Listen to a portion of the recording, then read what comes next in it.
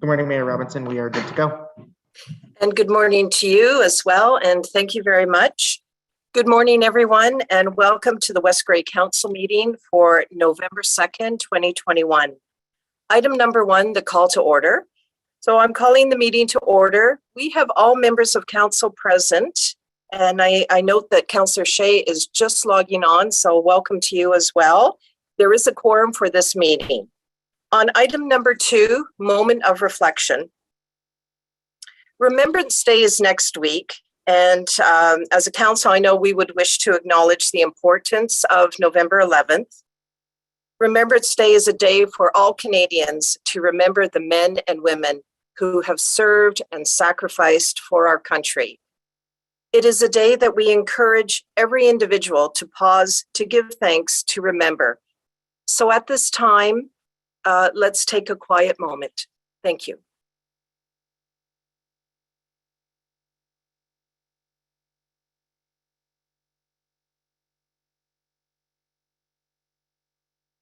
Thank you, everyone.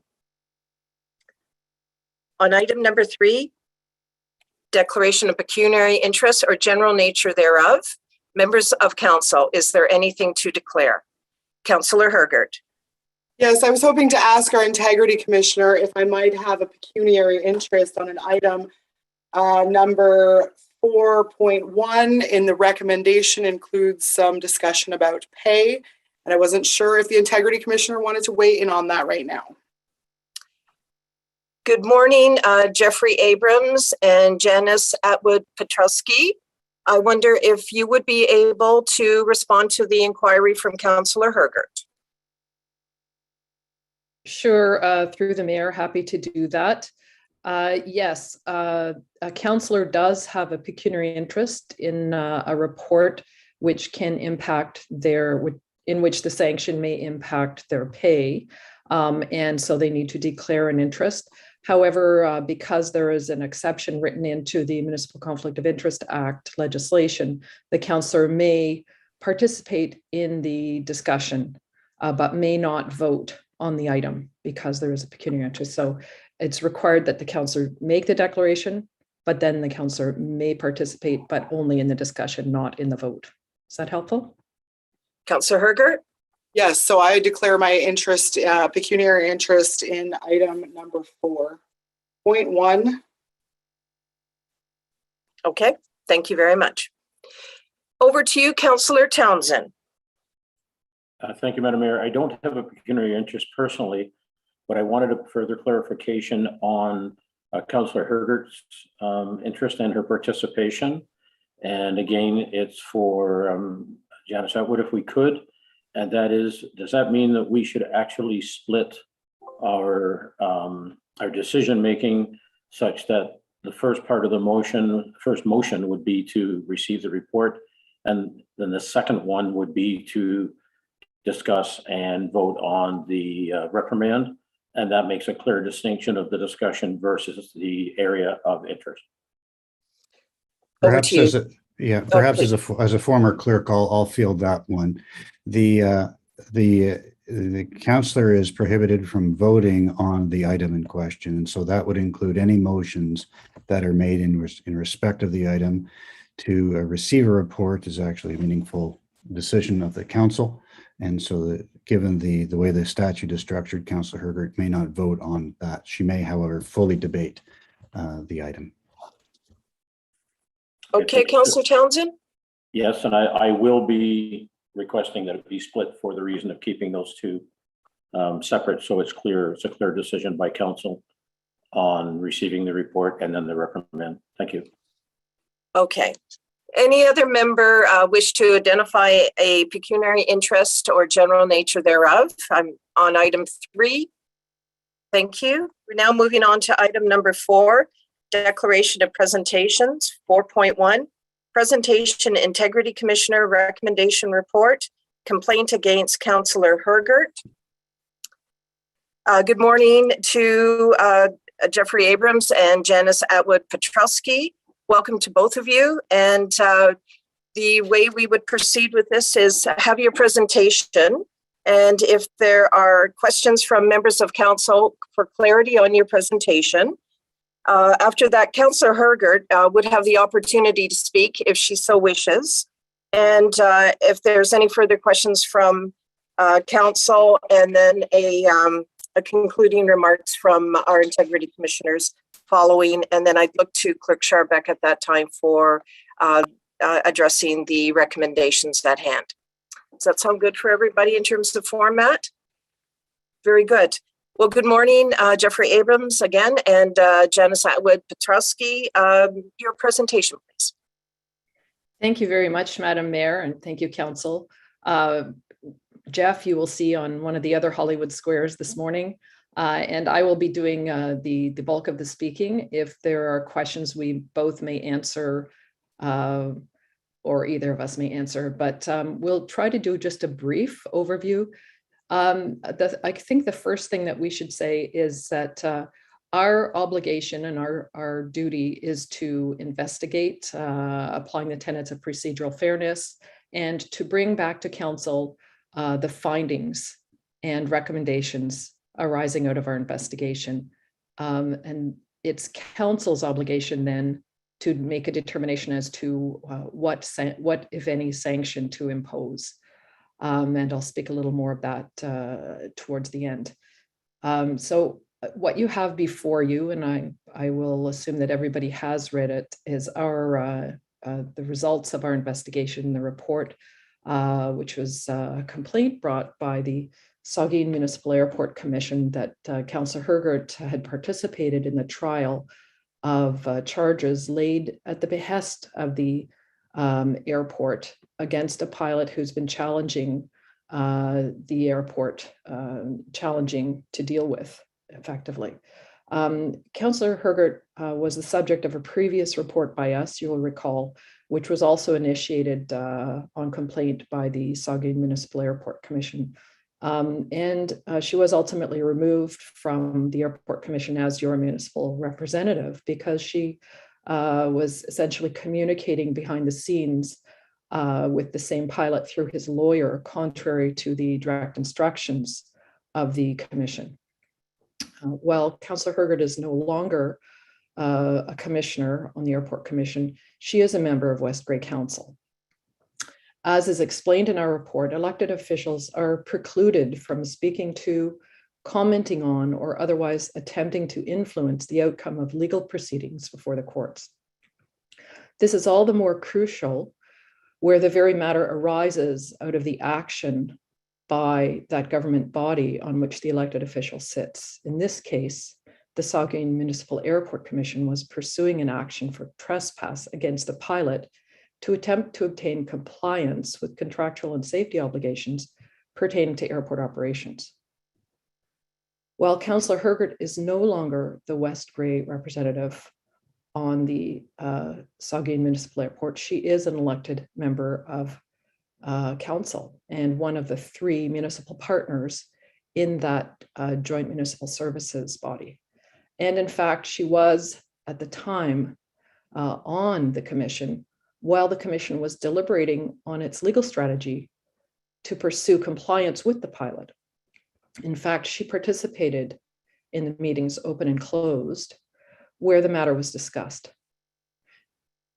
She was unhappy with the outcome and direction following those deliberations and has characterized herself to us as dissenting. As we've explained in our report, there is no such thing as a dissent once a decision is taken by a governing body. That is a concept reserved for the courts, and in particular, exclusively really to panels of judges. When Councillor Hergert attended the trial of the trespass charge against the pilot, she did so voluntarily. She represented herself to the court as the former vice chair of the commission and a councillor for West Grey. She provided testimony in defense of the pilot against the trespass charge brought at the instigation of the Airport Commission. Our investigation is not a review of the JP's decision on the trespass charge before the POA court. Our report finds that Councillor Hergert's participation in the trial breached the Council Code of Conduct as an improper use of influence contrary to Rule 7. In our report, we explain the legal principle that elected officials are prohibited from using their office in an attempt to influence the outcome of legal proceedings. It is recognized that public comments by elected officials can compromise the administration of justice. It is obvious the mischief which would be invited if individual members of governing bodies, municipalities, and the like participated in the legal proceedings or prosecution of actions or decisions of the body, perhaps offering divergent views of the evidence. As noted in the decision, governing bodies make decisions, and the concept of dissenting voice does not apply on decisions once taken. We do not know what has motivated the councillor to take such an intense interest in the pilot's affairs relating to the airport, but it is clear that her appearance was intended to undermine the commission's position. It is a privilege to serve on municipal council, and councillors are rightly held to a higher standard of ethical behavior. Councillors are supported in meeting those standards by having access to an integrity commissioner. Having been sanctioned once following an investigation by us and for not unrelated matters, we would have thought it prudent for Councillor Hergert to have sought out our advice prior to participating on behalf of the defense at the trial. As necessary as it is to consider whether a monetary sanction should be imposed, it is important for elected officials to recognize the principles that give rise to the sanction, regardless of the quantum. That is, elected bodies such as the council of the township and appointed bodies that they create, either by themselves or with other councils, operate by a process of collective decision-making. One individual member should not attempt to interpret its decisions in a matter before the courts. As well, the confidentiality of information gleaned in closed meetings must be respected. Where a body suspects the information being discussed might be voluntarily disclosed by one of its members at a future date, a chill on the extent and quality of debate will result. And care should be taken by elected officials to not use their status in an attempt to influence judicial or quasi-judicial decisions. In short, we find that Councillor Hergert contravened the code. She is a councillor and had full rights to participate at the commission when she was a commissioner. She had no unique evidence, yet attended and participated voluntarily at the trial of the trespass charge in defense of the pilot. She undermined the very body she had been appointed to as commissioner. It was not her role to give evidence, and in the normal course, the request to participate would have been resisted. Having concluded that Councillor Hergert breached the code of conduct, the Municipal Act provides that we may recommend a sanction of either a formal reprimand or up to 90 days suspension of pay. Under the circumstances, we're recommending a suspension of pay of between 5 to 10 days. And we leave that as our recommendation to you. We will answer questions if you have any. Thank you very much for the presentation. Now we will receive questions of clarity regarding the Integrity Commissioner Recommendation Presentation Report from members of Council, and after which Councillor Hergert, as I've identified before, will have an opportunity to speak if she wishes. Are there any questions of clarity from members of Council?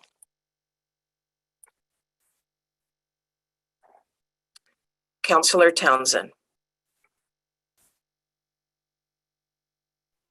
Sorry, my internet is moving very slow, Madam Mayor, so please bear with me. Indeed. Yeah, there were 3 allegations that were primarily the focus of this report or commission investigation. And I'd like to know from your perspective, were all proven to be true in the sense of it's clear there was an appearance and it's clear of the identification of Councillor Hergert's roles.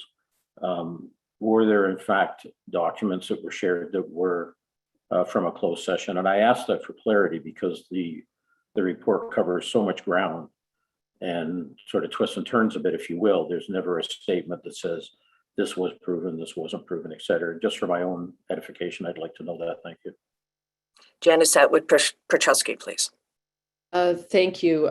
Yes, I believe there is a note in the middle of the report. With respect to, I think what the counselor is asking, did we make a finding with respect to the sharing of closed documents? We make no finding. What we did find was some evidence that there were drafts of documents or documents that were in preliminary draft form that members of council or members of the commission were privy to, which were never endorsed by the commission, but which were likely provided to the court during the trial by Councillor Hergert. But we make no finding on that matter. We found some evidence, but not sufficient to substantiate making a finding in that regard. The issue was whether documents were shared which the commission member or Councillor Hergert as a former commission member had obtained while she was on the commission that were not necessarily in the public hands. And we did find some evidence that that was the case, but not sufficient to make a finding on. Hope that's helpful. Okay, thank you very much. I appreciate that response.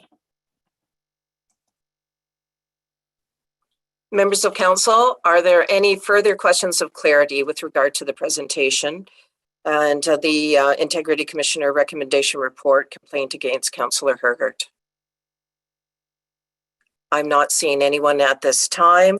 So Councillor Hergert, would you wish to speak? Yes, thank you. Will I be restricted to 5 minutes? Is that from the chair, or is that seeing as how integrity is on the line? If I'd happen to go a little over, but keep it contained, would that be fine? Yes, certainly. Thank you.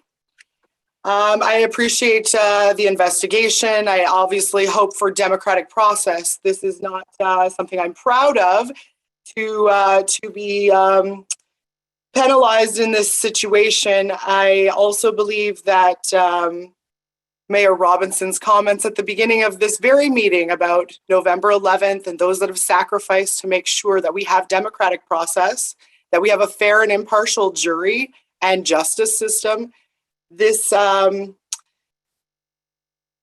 commission has been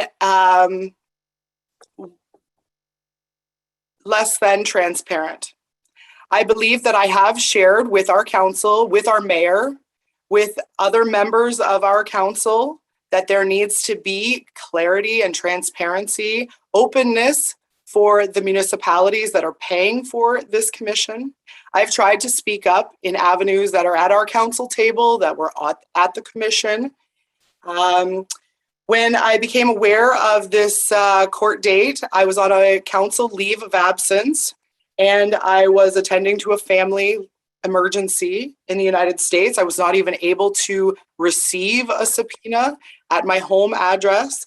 I accepted service of notification of when to come to court to tell the truth via email.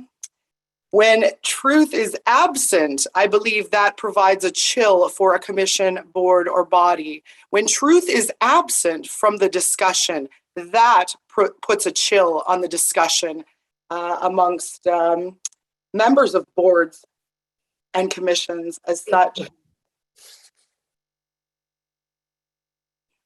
The judge did not rely on my testimony that was evidenced in the verdict.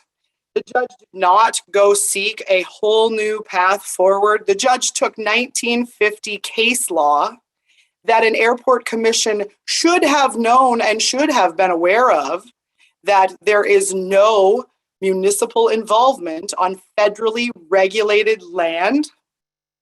That being said, these are items that I have also brought up, is that when there is an uneducated commission making decisions that may be just absent-minded, may be illegal, may be, we need as a council, we need as a partner to investigate those on our own as well. And as a council, we should have that leadership to ensure that we can make decisions with clear minds, to know that we have backing from legal, from the municipal councils. This commission lacks transparency. Maybe I was too transparent in showing up to court and being truthful about open session material. I believe that the Integrity Commissioner is here today to remind us that we are municipal council members first and always, no matter if a leave of absence, first and foremost, council members. With that being said, I was also not the only council member to participate in this trial. This trial really involves 3 municipalities. This trial was having truth come forward at the appropriate time before a judge can make a decision. I don't believe that sweeping this entire commission and the problems that remain persist since my removal a year ago is actually benefiting the Airport Commission for resolve. I don't believe that it's benefiting our council that we have resolve on a matter that has been ongoing for 2 years that I know of and I've tried to bring forward. So either it's a lack of leadership to be able to get things done appropriately, or I find myself here in the hot seat, having spoken the truth to the court in front of a judge and participating in every other avenue that was available to bring the truth forward. But as a member of council, I will be obviously highlighted here that it is not a council member's place to show up at court and tell the truth. I also find it interesting, and as a student of political science, I find it difficult to believe that the legislative branch, which we are part of, is held over the executive branch, that there is not an opportunity to participate in either the other branch at an appropriate time because of this unique jurisprudence legal principle. This is the opportunity. That was the opportunity to participate in the judicial branch at the appropriate time. But because I'm a member of council, it was inappropriate. I'm looking for fair judicial process, a fair resolve. I'm not sure that the recommendation today alludes to a resolve for the Airport Commission, for our involvement in the Airport Commission, and for the ongoing problems that persist at the Airport Commission. I believe the Integrity Commissioner in this situation is hindering fair judicial process by not allowing truthful people to come forward under oath, the penalty of perjury to be the penalty, not an Integrity Commissioner complaint to be a penalty. By limiting that participation in court, you're taking out people that could tell the truth when it matters. I believe our council actually puts honesty and truthfulness at an equal level of integrity. And I would hope that my members of council would also view honesty as equally important to integrity. Honesty in court. The judge rendered a verdict and one of the other municipal councilors was found to be disingenuous. The definition of disingenuous is not something I would like to sit with another member of my council. And it brings concerns about the entire proceedings and goings on at the Airport Commission if the chair is actually found in court to be disingenuous. What other matters would be concealed? What other matters would be slighted for the benefit of the commission? I find that this process, this Integrity Commissioner process, is very difficult to accept. I find it difficult to accept. Obviously, I showed up in court and told the truth about open session material, and I'm being penalized because I'm a council member. And it is a privilege to be a council member. It's also a privilege to tell the truth. I do believe that this is a manner of speaking the truth to this matter. I truthfully answered for the court and substantiated with documentary evidence of open session material I participated in the judicial process. I did not go around, I did not avoid, I did not speak out of line. I spoke when the judge was taking testimony and asking questions.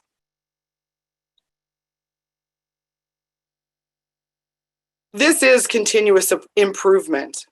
This is going to the board meetings. This is trying to find resolve. This is also trying to ensure that there's resolve to matters that come up. Where there is a will to find resolve, there will be a way to find resolve. This matter's been going on for 2 years, as I already mentioned, ending up in a legal matter that was before the court. I believe that was a criminal trespass charge unrelated to the Saugeen Municipal Airport, as they were not bringing the charge, but it was based on decisions that had been made. I do not believe that there is a good mechanism in which someone on a board or commission or committee could bring up topics of illegal activity. As Janice and Jeffrey know, I had sought the Integrity Commissioner's guidance approximately 1.5 years ago related to closed session material from the Airport Commission being further relayed to West Grey Council and a partner to be shared. That Airport Commission, as a body, as a democratic body, concealed that information and denied my request to bring over the closed session material. If I haven't highlighted that I have serious concerns about this Airport Commission, it is not about one single pilot. It is about pilots 20 years from now. And if they will also have access to federally regulated lands without the subjectivity of a municipal airport commission that is running rogue, maybe doing illegal activities, I think we need to investigate this further. We may need to go into a closed session to reveal all of the information. What I'm seeking today is to have honesty valued at the same level as integrity. And by showing up in court and speaking honestly to the judge and confirming details of meetings. This wasn't me making up opinions. This is me confirming specific details that did happen at Airport Commission meetings. I also think for transparency that the Airport Commission meetings should return to all online meetings, no in-person. That is part of the difficulty and the dilemma with that Airport Commission. I'm not one person that can say what the Airport Commission should do. I'm sitting as a two-time offender from the vindictiveness of the Airport Commission to not get it right and not work with people for resolve. Seeking a fair and positive resolution to this entire matter. What is the win? The most hopeful of outcomes would be to accept your report, reject the recommendations, and provide direction and insight to council about board relations. It's great when board relations are going well. What happens when there is a breakdown of effective governance because of poor leadership? And I would ask my council to consider the reprimand as something that I am most certainly aware of, not to participate in future court proceedings as a sitting councillor. I think the report, as truthful as it may be, shows no closed session material, open under oath testimony to court, and an impossible no resolve Airport Commission that is completing vindictive work at the taxpayer of West Grey's expense. These are not taxpayers that have any shirt in the game, let's say, any bit of interest in paying the bill for our Integrity Commissioner. These are outside political actors acting politically. This is political theater that is going on. I would like a positive resolve. Thank you very much. Thank you, Councillor Hergert. Are there any questions of clarity from members of council for Councillor Hergert? At this time, I would ask the Integrity Commissioners for their concluding remarks, please. Thank you, Mayor. And thank you for the opportunity this morning to provide our report. I think in conclusion, the councillor raises an interesting point, which we did not include in our report, and that is there is very likely an opportunity for some training for council's local boards, where we can perhaps provide some better guidance on governance and how that relates to ethical behavior and compliance with the code of conduct and the commission's own code of conduct, which differs a little from council's, but is essentially very similar. This report is not really, it's not a rehash of the provincial offenses trial. This is not a whistleblower mechanism for issues, if there are any that the councillor wants to raise with respect to the Airport Commission. This is rather squarely about the conduct of a member of council and an opportunity for members to appreciate that they have no role in legal proceedings. And as I said earlier, particularly those legal proceedings that really arise out of the action and directions of the very body, such as the Airport Commission, which has put the matter before the court. And clearly, while it's true that the OPP laid the charge, it was very much at the behest and instigated by the Airport Commission in an effort to control what it perceived as safety issues being breached by the pilot. So clearly, this is the very type of matter where it's completely inappropriate for elected officials to individually engage in commenting on, or worse yet, participating in those legal proceedings. So there's a big takeaway from this. We think the appropriate sanction is, in a sense, a nominal amount. It's simply to make the point that, in fact, it is a very problematic behavior. And so we are recommending, and it's in council's hands, that be somewhere between 5 and 10 days suspension of pay. Thank you. Councillor Hergert, I see your hand up. Yes, thank you. Something that Ms. Atwood had just presented there was regarding safety at the airport. Safety at the airport is not it's not measured by the Airport Commission. It is measured by a separate federal body. And I, as a member of that commission, had never received any complaint regarding safety that had been founded against that pilot either. And I think that is the issue, is that we're masking this in codes of conduct. We're masking this in safety issues. Those are not the issues. So I appreciate your words, and that will conclude mine. Thank you. Thank you. So I've had concluding remarks from Councillor Hergert, concluding remarks from the Integrity Commissioner. Is there any further statements? As it's your report, Janice Atwood-Petrusky and Jeffrey Abrams, is there anything further on your report? All right, thank you. So at this time, we will go to Clerk Sharbach. You'll note that on page 15 of the Principals Integrity Commission's report, which is included in the agenda, there's a recommendation on the bottom of the page. I will ask for a recorded vote on this, and Clerk Sharbach, at this point, will you identify where we're at with the recommendation as you normally read through the recommendations? Through you, Mayor Robinson. I believe that Councillor Townsend had asked for the resolutions or the questions to be separated. Yes. So that I would say the first recommendation then is that West Grey Council hereby receives the report, Integrity Commissioner Recommendation Report, complaint against Councillor Hergert.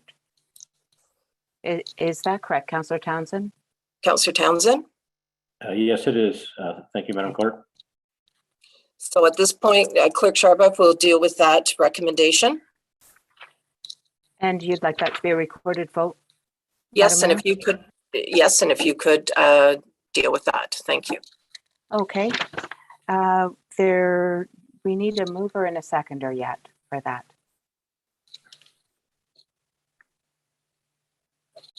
Councillor Townsend is Yes, I moving, will move that motion. and Councillor Hutchinson? You'll second? So to receive the report, I'll call for a yes or no vote. Councillor Shay, how do you vote? I'm sorry, do we not have an opportunity to discuss the motion? Oh. It's a motion to receive the report, absolutely. Mayor Robinson, did you want to ask for questions of council?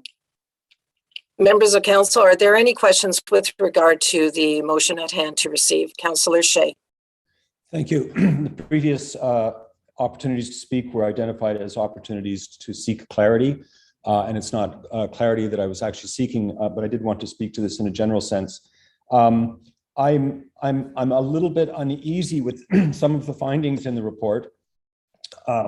There was a reference that there was no unique evidence, whereas the Justice of the Peace's finding did in fact indicate that some of the material that Councillor Herget provided was unique evidence and was used in her decision making. The Integrity Commissioner has also identified that this is not a whistleblower situation. And I'm not really sure how a whistleblower situation would unfold. That's a confusion that remains in my mind. The Integrity Commissioner has also indicated that Councillor Hergert's motives were not understood. And I think the suggestion was that that was not really part of their investigation to understand her motives. But they did characterize the actions as mischievous. And I think that that does imply a sort of motivation. I think Councillor Hergert is being presented as an obstructionist, mischievous, counterproductive individual in this process. And it's my uninformed, uneducated perception of the situation that Councillor Hergert was trying to act in the best interest of all parties involved. That she was acting with good intentions and that she took actions which were inappropriate and need to be identified and reprimanded. I don't think a party can speak against the collective decision of a board that they're a member of or a council that they're a member of. That does seem to undermine the whole democratic process. We speak with one voice, we come to a collective decision, whether we're in the majority or the minority. So I think that was inappropriate behavior. But I do think that it's worth noting that in Councillor Hergert's mind, and to some degree in my mind, she was operating with a degree of conscientiousness. So I just wanted to make that statement before proceeding with the vote. Thank you. Thank you, Councillor Shay. Councillor Townsend. Yeah, thank you very much, Madam Mayor. Through you, I'm going to make a comment as well. First of all, I think it's pretty clear that Councillor Hergert understands that her actions were incorrect. And I think the one statement that Ms. Atwood made that I think is the most important we take away is that when in doubt, call the Integrity Commissioner. It's your observation of having sort of been bitten once and now you're getting bitten twice. You know, maybe you should have learned, that's okay. I get that. I've heard the statements. My biggest statement, though, is it's a shame we've had to come to this level to learn what truly is going on. The judge basically said the same thing that Councillor Hergert did, that the actions being taken were inappropriate. The testimony was disingenuous. So you look at this and you say, you know, at least we now know. So, you know, I think the actions taken by Councillor Hergert were not correct, and I think she knows that. But I do believe that the report, as Councillor Shay said, didn't outline the fact of even going to boards. I think, you know, I think commissions as well as us need to get that training, need to understand the integrity portion and the issue of what the scope of their behavior is and when it is time, you know, to seek the Integrity Commissioner's help as well, which in this case they did. But I think it was more to protect their position, frankly, rather than in an open and transparent way. So I just, again, wanted to make those comments. Thank you. Thank you, Councillor Townsend. Deputy Mayor Hutchinson. Thank you, Mayor Robinson. Yeah, I think a couple key points here. I guess the first one that comes to my mind, the trial is not what is before us today. It's the code of conduct that the integrity is brought forward. So the outcome of the trial or all that whole discussion, that's not what brought this forward. It was the actions of a member of council, I think is what we need to look at. Not who was right or wrong with the trial. That's not what we're dealing with here. I think the key point that they made was, when in doubt, reach out to them. That's what they're there for. They're here to help us with some guidance. And I think that's where we should have been, especially after what happened last time. And I do want to just say one final thing, and I'll let this go. I cannot support the statements that the commission is not transparent and open. There's no leadership. I sit on there as the council rep. I represent our municipality and this council, and I'm a little bit, I'm not going to say the word upset. I'm just a little appalled, actually, that you don't feel that you're getting true leadership there. I do take in a strong representation of my municipality that I represent and the taxpayers that pay for this airport. And I just can't understand where you think there's no leadership. So I just wanted to leave it at that. We are doing, I think we're very open, we're very transparent. And yes, I am taking leadership into that commission when I was appointed. Thank you. Thank you. Members of council, are there any further questions with regard to the motion at hand? Councillor Hergert. Yes, I'm actually hopeful to amend the motion. Councillor Hergert, excuse me, at the beginning of the meeting, in your inquiry during whether you have a pecuniary interest or not, it was identified that you could participate in the discussion but not on the vote. So the vote, the motion is part of voting. I'm just going to confirm that with our clerk and if necessary through the integrity commissioners who are also present. Clerk Scharbeck, please. Through you, Mayor, the motion on the floor, moved by Councillor Townsend and seconded by Councillor Hutchinson, is to receive the report of the integrity commissioners.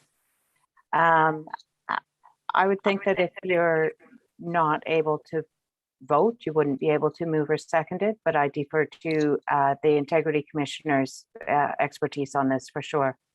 Thank you, Clerk Scharbeck. Over to you, Janice Atwood-Petrosky or Jeffrey Abrams, please. Thank you, Mayor. It wouldn't be appropriate for Councillor Hergert to have her name in the minutes as the mover of a motion that influenced the decision of council. She can certainly speak to it, but not be the mover of the motion itself. All right, then. Is there anything further that you wish to say, Councillor Hergert? Not, I guess the only thing I would like to say is that I do believe that our council holds honesty equally as high as transparency and as integrity. And those are my last comments. Thank you. Thank you. Anything further, members of council? Over to you, Clerk Scharbeck. If you could read the motion, also conduct the recorded vote, please.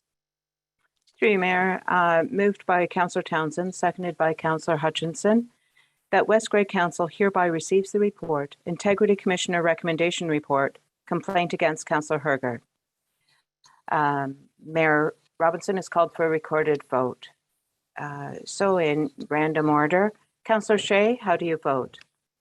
In favor. Councillor Hutchinson, how do you vote? In favor. Councillor Hamilton?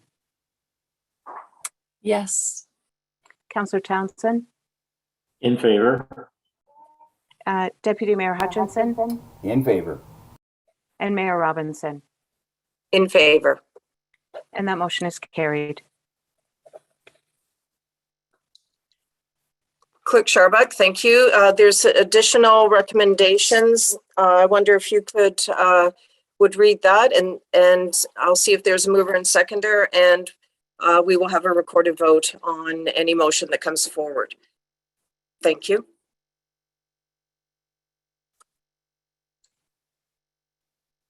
Through you, Mayor Robinson, I'm wondering if there is a member of council moving a motion. Deputy Mayor Hutchinson, Thank you, Mayor Robinson. I will move that we support the Integrity Commission's recommendation that Councillor Hergert receive a 10-day suspension of pay. And you've already called for a recorded vote, so I'll leave it at that, and I will be looking for council support for a seconder. Thank you.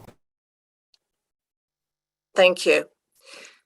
So with that, is there a seconder for for Deputy Mayor's motion? Councillor Townsend, are you seconding? I'm seconded, and I do have a friendly amendment. I hope that the deputy mayor will accept. Well, let's see. Please proceed. Thank you. Deputy Mayor, the recommendation says between 5 and 10 days.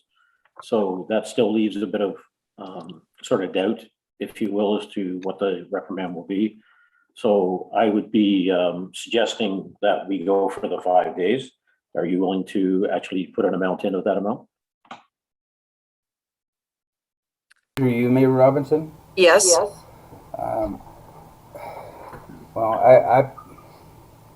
all right, then we could meet in the middle, but I think 10 days, we've been down this road before, and I think the Integrity Commissions have done a wholesome report here. You know, regardless of personal feelings and whatnot, it's not what's debated here. I think they brought a report, the recommendation, and we did hear up to 90 days, but they brought a recommendation of 5 to 10, and I think 10 is more than appropriate.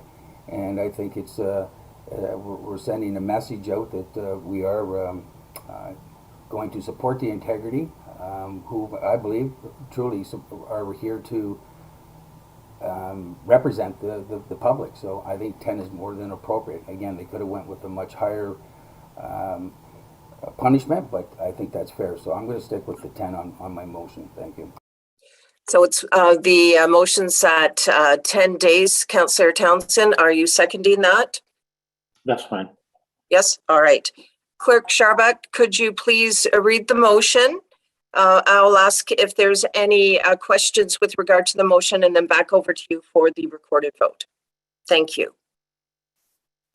Dear Mayor Robinson, moved by Deputy Mayor Hutchinson and seconded by Councillor Townsend, that council support the Integrity Commissioner recommendation, and that having been found to have breached the code of conduct for the municipality of West Grey, that the remuneration paid to Councillor Rebecca Hergert be suspended for a period of 10 days, commencing with the next pay period.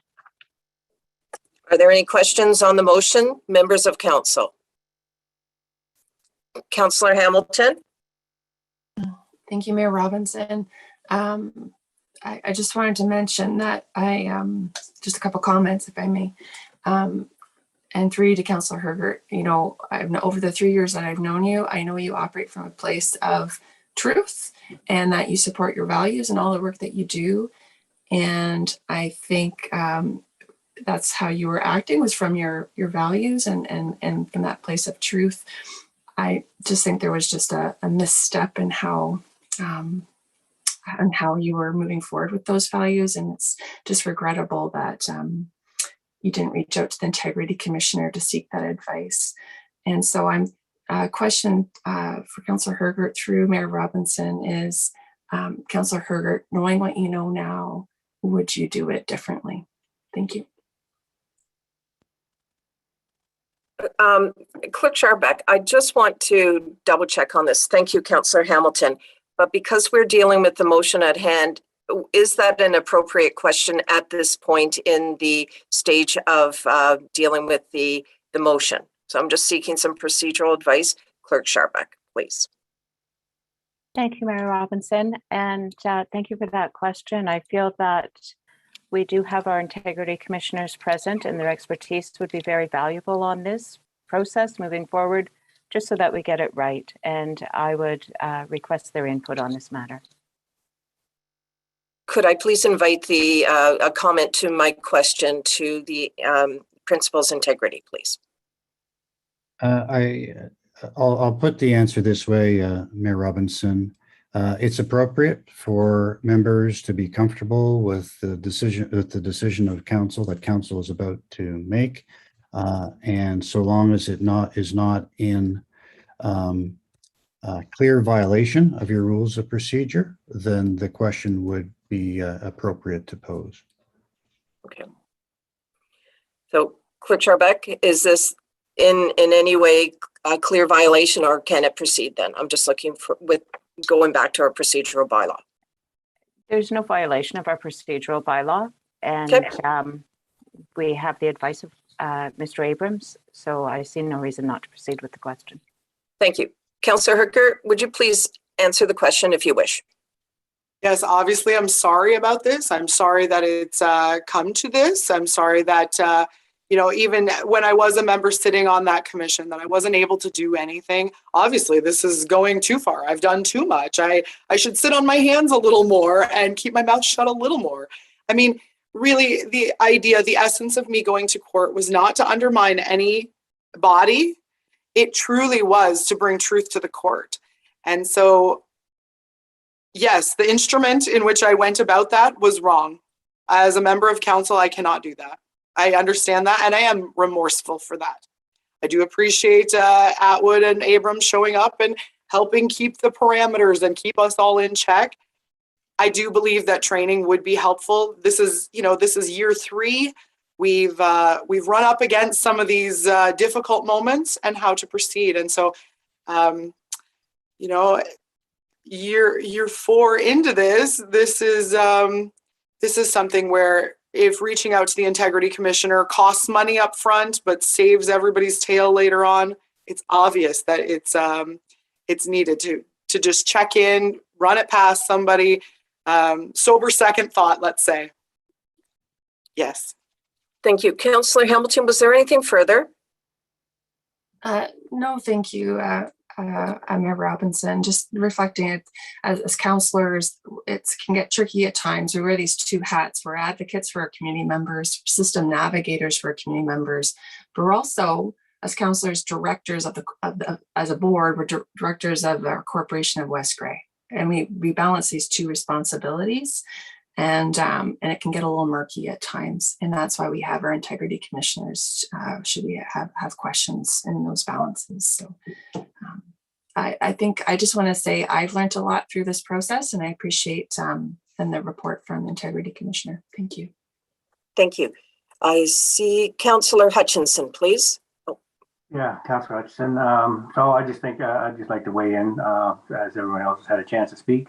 I think regardless of who's right or wrong in this situation, I think the court case could have evolved in probably the same manner without Councillor Hergert's participation. I understand where she's coming from. I understand her want to be honest about the whole thing, but I think it has to do with optics, and we are bound by the code of conduct, and I think that's what we have to go by, and we have to be careful where we go and what we say and how we behave some days. So I think, I think there was a breach made here, and unfortunate we have to deal with it and move forward. So thank you for everyone's time. Thank you. Thank you, Councillor Hutchinson. Any further members of council? Councillor Shea. I'd like to move an amendment that we change the 10 days to 5 days. Is there a seconder for the amendment? Okay, moved by Councillor Shea, seconded by Councillor Hamilton. Is there any comments with regard to the amendment? All right, over to you, Clerk Scharbeck, for the vote on the amendment.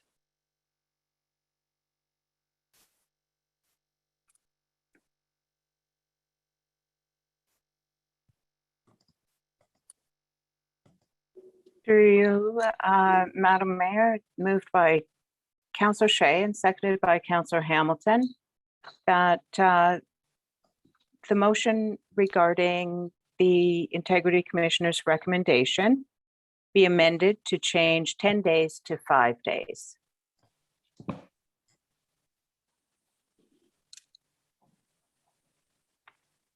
Were you wanting It's a a rec- recorded vote on that, Mayor It's a Robinson? recorded vote. Yes, please.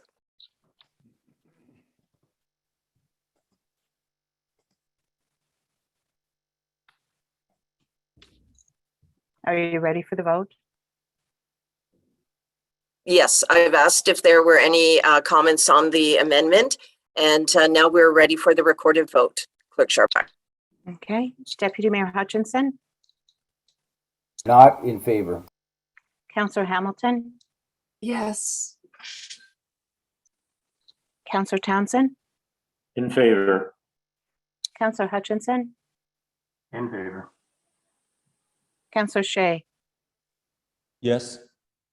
Mayor Robinson, In favor. and that motion is carried. Councillor Hamilton. Thank you, Mayor Robinson. I'd like to have an additional recommendation that council receive training as a whole body. And so I'm looking for guidance from the clerk if I should amend the motion that's on the floor, or if I should just make another recommendation once we vote on what's on the floor. Thank you. Thank you. So Clerk Sharpak, I just want to identify that the how we're dispensing with the main motion, that now we've had the amendment to 5 days.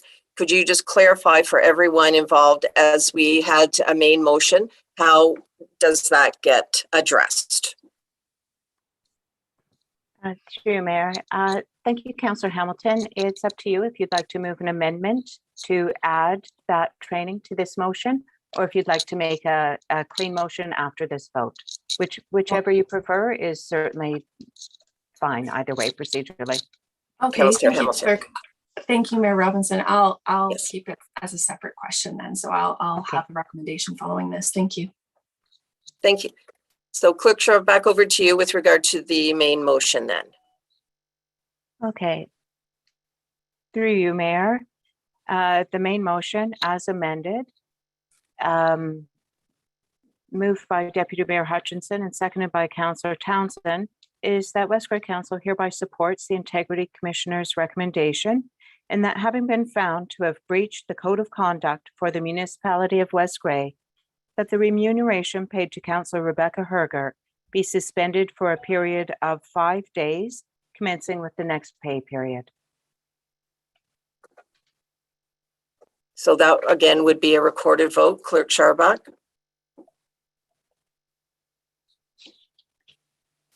And Councillor Hamilton, how do you vote? Yes. Mayor Robinson, In favor. Councillor Hutchinson, In favor. Councillor Townsend, In favor. Councillor Shay, Yes. and Deputy Mayor Hutchinson. Not in favor, thank you. And that motion is carried. Thank you. Over to you, Councillor Hamilton. Thank you, Mayor Robinson. I have a recommendation. I'll read it at one speed and then I'll read it slower for the clerk. Okay. So my recommendation would be that council receive training by the Integrity Commissioner or by an expert recommended by the Commissioner on navigating council and board relationships, including legal, political, and ethical considerations. So at a slower speed, that council receive training by the Integrity Commissioner or by an expert recommended by the Commissioner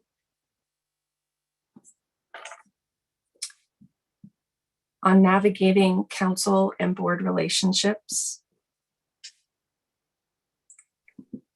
including legal, political, and ethical considerations. Thank you.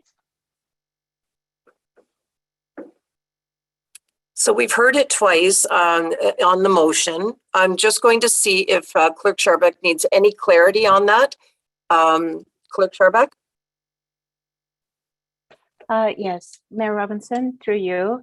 Councillor Hamilton, thank you for that, and thank you for the slower speed, but bear with me, I'll just read this back to you. The council received training by the Integrity Commissioner or by an expert recommended by the Commissioner on navigating council and board relationships, including legal, Counselor Hamilton. Thank you. So legal, political, and ethical considerations. legal, political, and ethical considerations.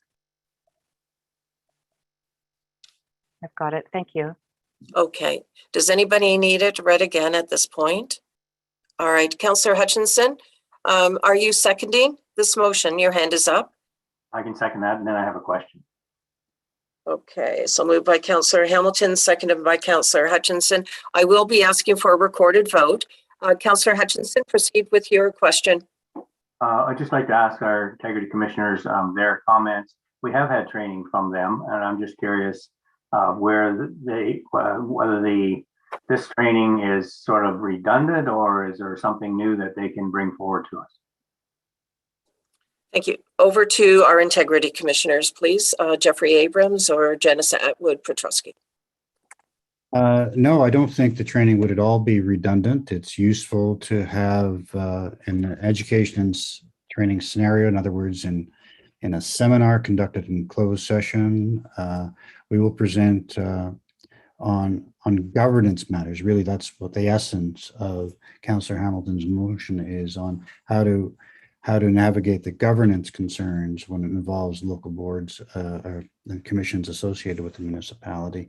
And so the training will be designed to speak to that issue. It's not redundant. You can look at it this way: we've already received the foundational information, and now it's the graduate course on the governance issue. Okay, thank you. Any other questions, members of council, to the motion at hand? All right, then back to you, Clerk Charbeck, for the recorded vote. Okay, on the motion regarding training, moved by Councillor Hamilton and seconded by Councillor Hutchinson. Councillor Townsend, how do you vote? In favor? Mayor Robinson, In favor. Councillor Shea, Yes. Councillor Hutchinson, In favor? Deputy Mayor Hutchinson, In favor. Councillor Hamilton, Yes. and the motion is carried. Thank Point of you. order.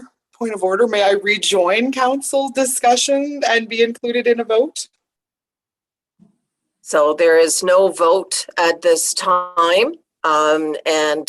So as far as I know, if we are either moving on from the discussion, but you're permitted, as the integrity commissioner said, that as long as there wasn't a vote with regard to your conflict of interest, you're able to participate. So in that last recorded vote there, I was not called, but I am very supportive of further council training. Clerk Charbeck? Is there, actually, I'll go over to the integrity commissioners. Is there a comment with regard to what Councillor Hergert has just said? Yes, so the comment itself is not a concern. Participating in any vote related to this one item, which is on the council agenda, which is the matter in which Councillor Hergert has the pecuniary interest, it would not be appropriate for her to be registered as voting. Comments are heard, and there's nothing untoward about her having made comments. Voting, I would not recommend. And Thank you certainly, very much. pardon me, and I'll go on. And certainly, Councillor Hergert is invited to participate fully in the training session. Okay, thank you very much. All right, Deputy Mayor, you have your hand up.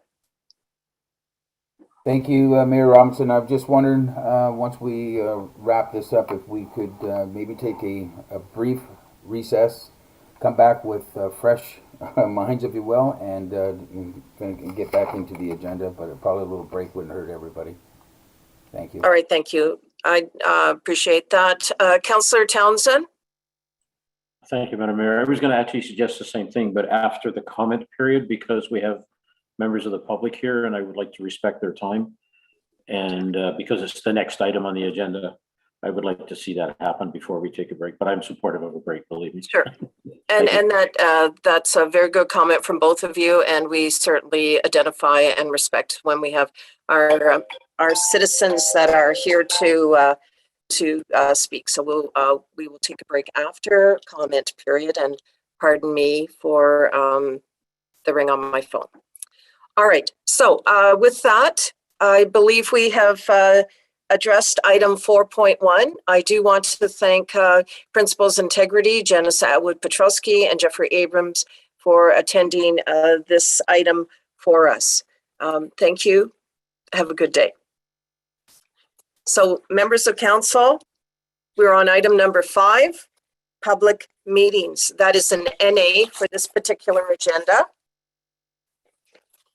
Item number 6 is the comment period, and I would look to our corporate and community initiatives officer, who is Cody Hewlett, to explain how a member of the public can participate in the comment period, as well as assisting with me in identifying if there's anybody that wishes to speak. Please go ahead. Thank you, Mayor Robinson. Members of the public wishing to participate at this portion of the meeting may do so in one of 2 ways, and it must be done through the Zoom meeting software. It cannot be done through the live stream on YouTube at this time. For members of the public who have called into the meeting, you can press *9 to raise your hand, and that will let us know that you would like to speak. Alternatively, if you have raised your hand in error, you can press *9 again to lower your hand. The second option for members of the public who have joined us using the online meeting software on Zoom, you can either send a chat message to myself, Cody Hewlett, Corporate and Community Initiatives Officer, either stating that you would like to speak or what you would like read into the record on your behalf. Also, you could raise your hand. Typically, it's located in the bottom right-hand corner of your screen by either a blue or yellow hand icon.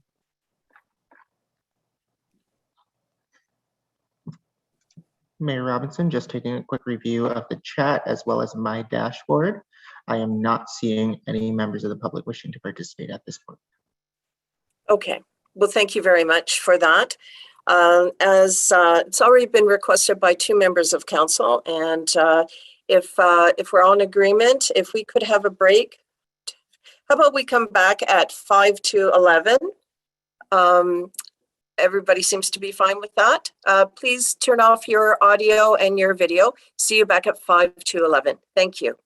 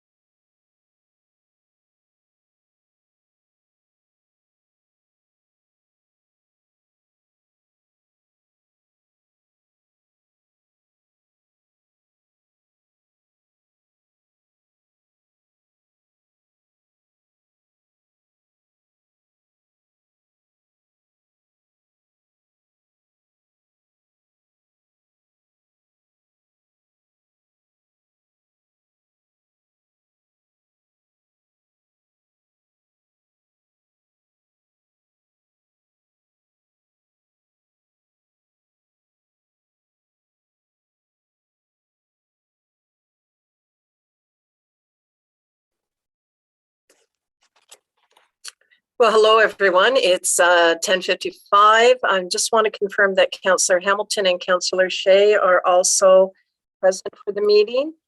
Hello, Councillor Hamilton. Waiting for a moment for Councillor Shea. But with that, CIO Johnson, do you have all the staff you require? And also is our clerk present? Oh, There we go. thank you. I'm not muted any longer. Good morning, everyone. I am not sure if they're back yet. Let me just quickly send Thank a you. message and we'll get started. Oh, there we have the clerk. And Mr. Hewlett's got us all queued up again. So yes, I think we're ready to go. Okay, and I just want to confirm, Councillor Shea, are you here? Very good. 1, 2, 3, 4, 5, 6. We've got all members of council present, and we have staff available and present. So let's begin. I hope everybody enjoyed their small break there. We are now starting with item number 7, which is unfinished business. For this particular agenda, it is an NA. Item 8, adoption of minutes. 8.1, October 5th, 2021, special council meeting. Is there any comments from members of council? Okay. 8.2 then, October 18, 2021, public meeting. Councillor Hutchinson. Yeah, I just have a little typo under October 18th, 6.4.1. Council members, not a big deal, but at the second line says planner Spencer indicated a site plane visit. I think that's supposed to be plan visit has been conducted and a complete zoning review. So just a typo. Thank you. Go ahead. Yeah, just 6.4.1, page 23. Okay. Clerk Scharbeck, do you have that noted? I have that. That'll be corrected in the originals to be signed. Thank you, Councillor Hutchinson. Thank you. Thank you. Anything else on October 18, 2021 public meeting? Councillor Hutchinson, I see your electronic hand. I don't want to ignore it if there's something you need to say. Okay. 8.3 then, October 19, 2021 council meeting. Anything, members of council?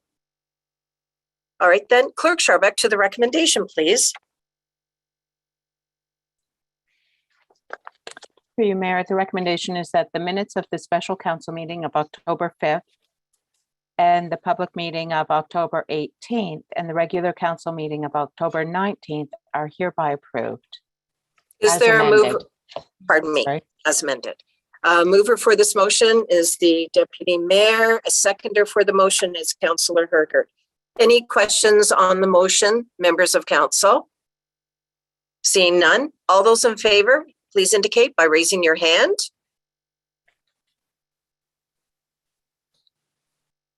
Councillor Shea, is that in favor? Okay, 7 members of council have voted.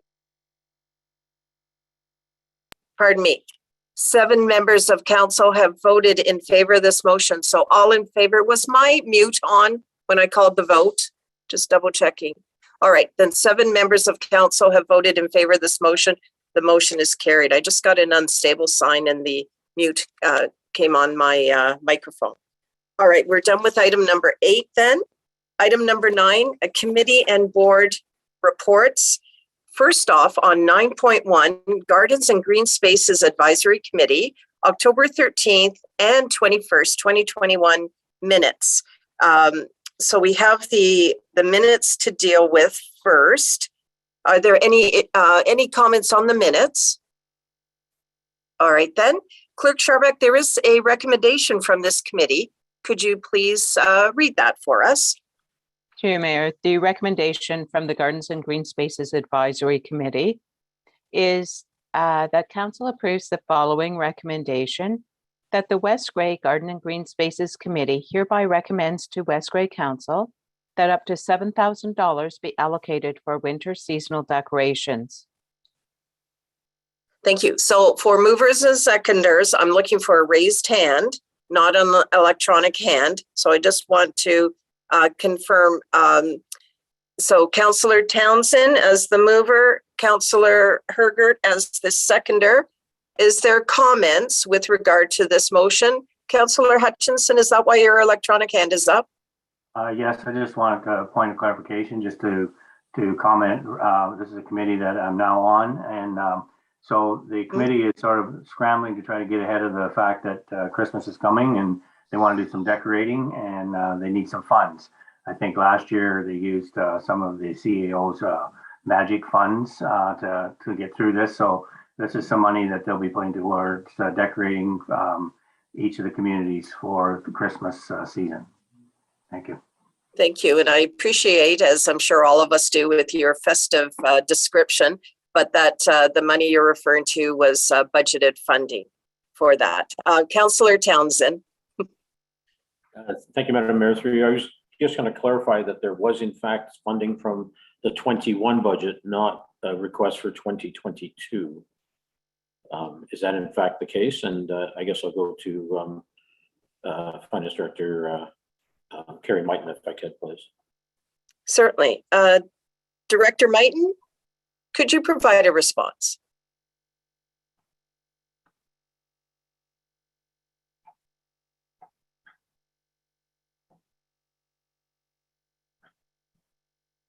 Clerk Sharbuck, I see your hand up. Is there? All right, we'll go with Director Mighton. Thank you very much. Yes, sorry, I had to step away. Could you repeat the question? Certainly, we'll have the question repeated by Councillor Townsend. Thank you. As you know, the Gardens and Green Space Advisory Committee has recommended that we spend $7,000 on winter decorations, which I will be very clear on that I do support. I just wanted to confirm that there was money in the 2021 budget or financial results as we are today, and it's not a request for 2022 funding. Director Mighton. We do have funding in 2021. I'm not sure. I'd have to refer to their motion or get clarification if they were looking for additional funding for 2022, but I'm not aware of that. CAO Johnston. Okay. Let's get further clarification for you, Councillor, and for everyone here. CAO Johnson, please. Thank you, Madam Mayor, and through you to Council. My understanding is that the committee is just asking that we confirm that they have $7,000 available, which is already in our base budget. So I don't see that they're asking for additional funds. In the 2022 budget, you'll see in your packages, which are coming very soon, we are keeping that budget line the same. And Mr. Hewlett would be able to speak to how much was allocated to holiday decorations, but I think the 7,000 is adequate. All right, over to you, Initiatives Officer Cody Hewlett, please. That is correct. As CAO Johnson had stated, the $7,000 is adequate for the holiday decorating this year, as well as it was a budget expense through the 2021 budget process. Councillor Townsend. Thank you very much for the clarity. Just being so close to 2022, I want to make sure that we're not kind of sneaking in requests ahead of time. And I know there will be some, and appropriately so, but at least we'll know which ones are which. And this one looks like it's fine, and it's 2021. Thank you again. Thank you. Any further questions, members of council? Councillor Hamilton. Well, thanks, Mayor Robinson. So just for clarity, because it was unclear to me too, if this was asking for additional funds. I'm wondering, so it sounds like they're just seeking confirmation that the funds are available. And so for the clarity of the minutes, like it'd be helpful to say, yes, council confirms or staff confirm that funding's in the budget, it's available. So I just don't know if there's a way to add another sentence to this recommendation, or just, or perhaps a note in the minutes maybe that just says that this is in the base budget. Perhaps the clerk could help me with that clarity for the record and for the committee. Thank you. Clerk Sharbuck, please. Thank you, Mayor. That's a good point, Councillor Hamilton. It is a request that $7,000 be allocated for winter seasonal decorations. I wonder if it would provide clarity if it said up to $7,000 in the 2021 budget be allocated. So it's already in the budget. It's just earmarking it specifically for those seasonal decorations. Does that help? And That does I help. think we Yes. have two members of council on the committee that could certainly speak to or confirm that that is the intent of the committee. So I'll get the intent first. Councillor Hutchinson, I believe you're appointed to this committee. Is that correct? Yes, that's correct. Yeah, I too am a little confused because I think for next year going forward, in the spring, this group, because there has been some changes, this is now Green Spaces and Gardens and Green Spaces, which is a committee on its own, which speaks to council. Before they were attached to the Economic Development Committee. So I think to make it clear, I'd like to see us in next year is have a clear budget line that says this committee has this much money to spend for flowers, Christmas decorations, et cetera, et cetera. In our first meeting, though we had some staff that weren't available, we were sort of struggling with, well, how much did we spend last year? How much money is there available and so on. So I would like to see us have a budget. And I know in the past, there used to be a parks budget, which was a certain amount of money that was sort of parks, and that included flowers and so on.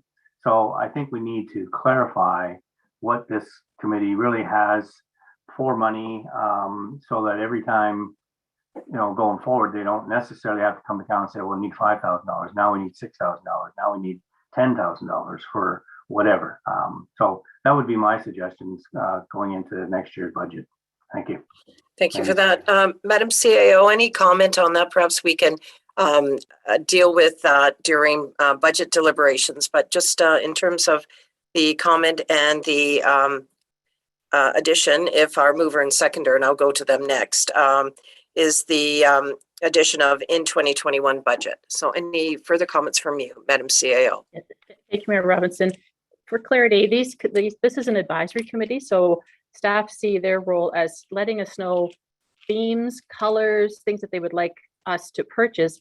There is no committee of council that actually has a dedicated budget. Budgets are corporate accounts, but we value their support in suggestions on what we should be looking at to purchase. So while they are saying up to $7,000, we probably have earmarked that anyway. Mr. Hewlett does a fabulous job planning these purchases well in advance, and the committee support is really just to give us guidance on what they'd like to see. So you'll see in the 2022 budget pretty much status quo, because council had increased this budget line this year. Last year it was reduced because of COVID and all kinds of other pressures. This year the budget is back to the 25,000, and that's what we're proposing for next year because it is enough money, and they do wonderful work with that. I see this new committee just helping us with the guidance portion of it. Thank you. And are you fine with the addition of in the motion in 2021 budget? Oh, yes. Thank you. That's good clarity. Thank you for that. I'll go to Councillor Shea, who's also the appointed member on the Gardens and Green Spaces Advisory Committee. Then I'll go over to the mover and seconder for clarity on the addition, and then we'll see if we can go for the vote. Councillor Shea. Yes, I was pleased to participate in my first meeting a few weeks ago of this committee. And the committee was really sort of looking at specifics. Should we have more flowers, on bridges? Should we have like lanyards? Should we have we were looking at price lists? We were getting right into it. And so the decision was not to say we need to. I don't think the thinking was we need to request money from council. I think the thinking was just to say, here's our estimate of what it's going to cost this year. And if we could just have that estimate approved, then we can get going. And we're hoping that it gets approved at this meeting because the ordering has to really go in this week. So thank you. Thank you. Okay, Clerk Sharbutt, could you read the motion at hand? And then I'll go to the mover and seconder for clarity of the language, and then I'll call the vote. Through you, Mayor, moved by Councillor Townsend and seconded by Councillor Hergert, that council approves the recommendation that the West Grey Garden and Green Spaces Committee hereby recommends to West Grey Council that up to $7,000 of the 2021 budget be allocated for winter seasonal decorations. So as the mover, Councillor Townsend, are you fine with the language? Yes, and I see thumbs up for Councillor Hergert as well. Any questions on the motion, members of council? All those in favor, please indicate with the raised hand. 7 members of council have voted in favor of this motion. This motion is carried. On 9.2, West Grey Police Services Board, August 30th and September 27th, 2021 minutes. Any comment on that? Councillor Townsend. Thank you, Madam Mayor. I noticed the statistics lacked a lot of comparable for this July. Like it looked like, if I look at things like, foot patrol or number of certain events, it was way, way below, what it was before in previous months. So I'm kind of thinking that perhaps the meeting was too soon to have all those statistics. Would that be a fair assessment? Which minutes are you referring to, Councillor? I believe they were the 2nd August ones. Or sorry, I guess it would be August 30th. There you go. Yeah, that was the up-to-date statistics that we had for that particular meeting. But we have up to date. You can look at any one of the regular meetings, and we have the statistics contained in the agendas, and then of course you can also refer to the minutes. But that's the most information that we have at this point. Okay, thank you. Thank you. Okay, Clerk Charbot. Oh, before I go to the recommendation, members of council, with regard to your respective boards and committees, are there any updates that you have at this point? Councillor Hergert. Last week, we had an Elmwood Fire Board budget discussion meeting, and Carrie Mighton is also on for helping us with really every part of that board. And to the point, we have our own staff member that helps us with the budget process. And that looks like we will be getting a new pumper truck for next year. And Carrie has shared with the board how much money we have saved in reserves and so on. But that is a preliminary budget meeting that we've had.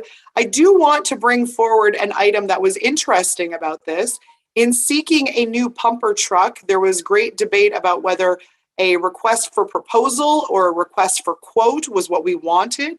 And by opening it up to a request for proposal, we were hopeful to actually get more tenders, more competitive tenders, and leave some of the options open that were not high priority, but then articulating and detailing out in the tender process what items were most certainly needed for a fire truck.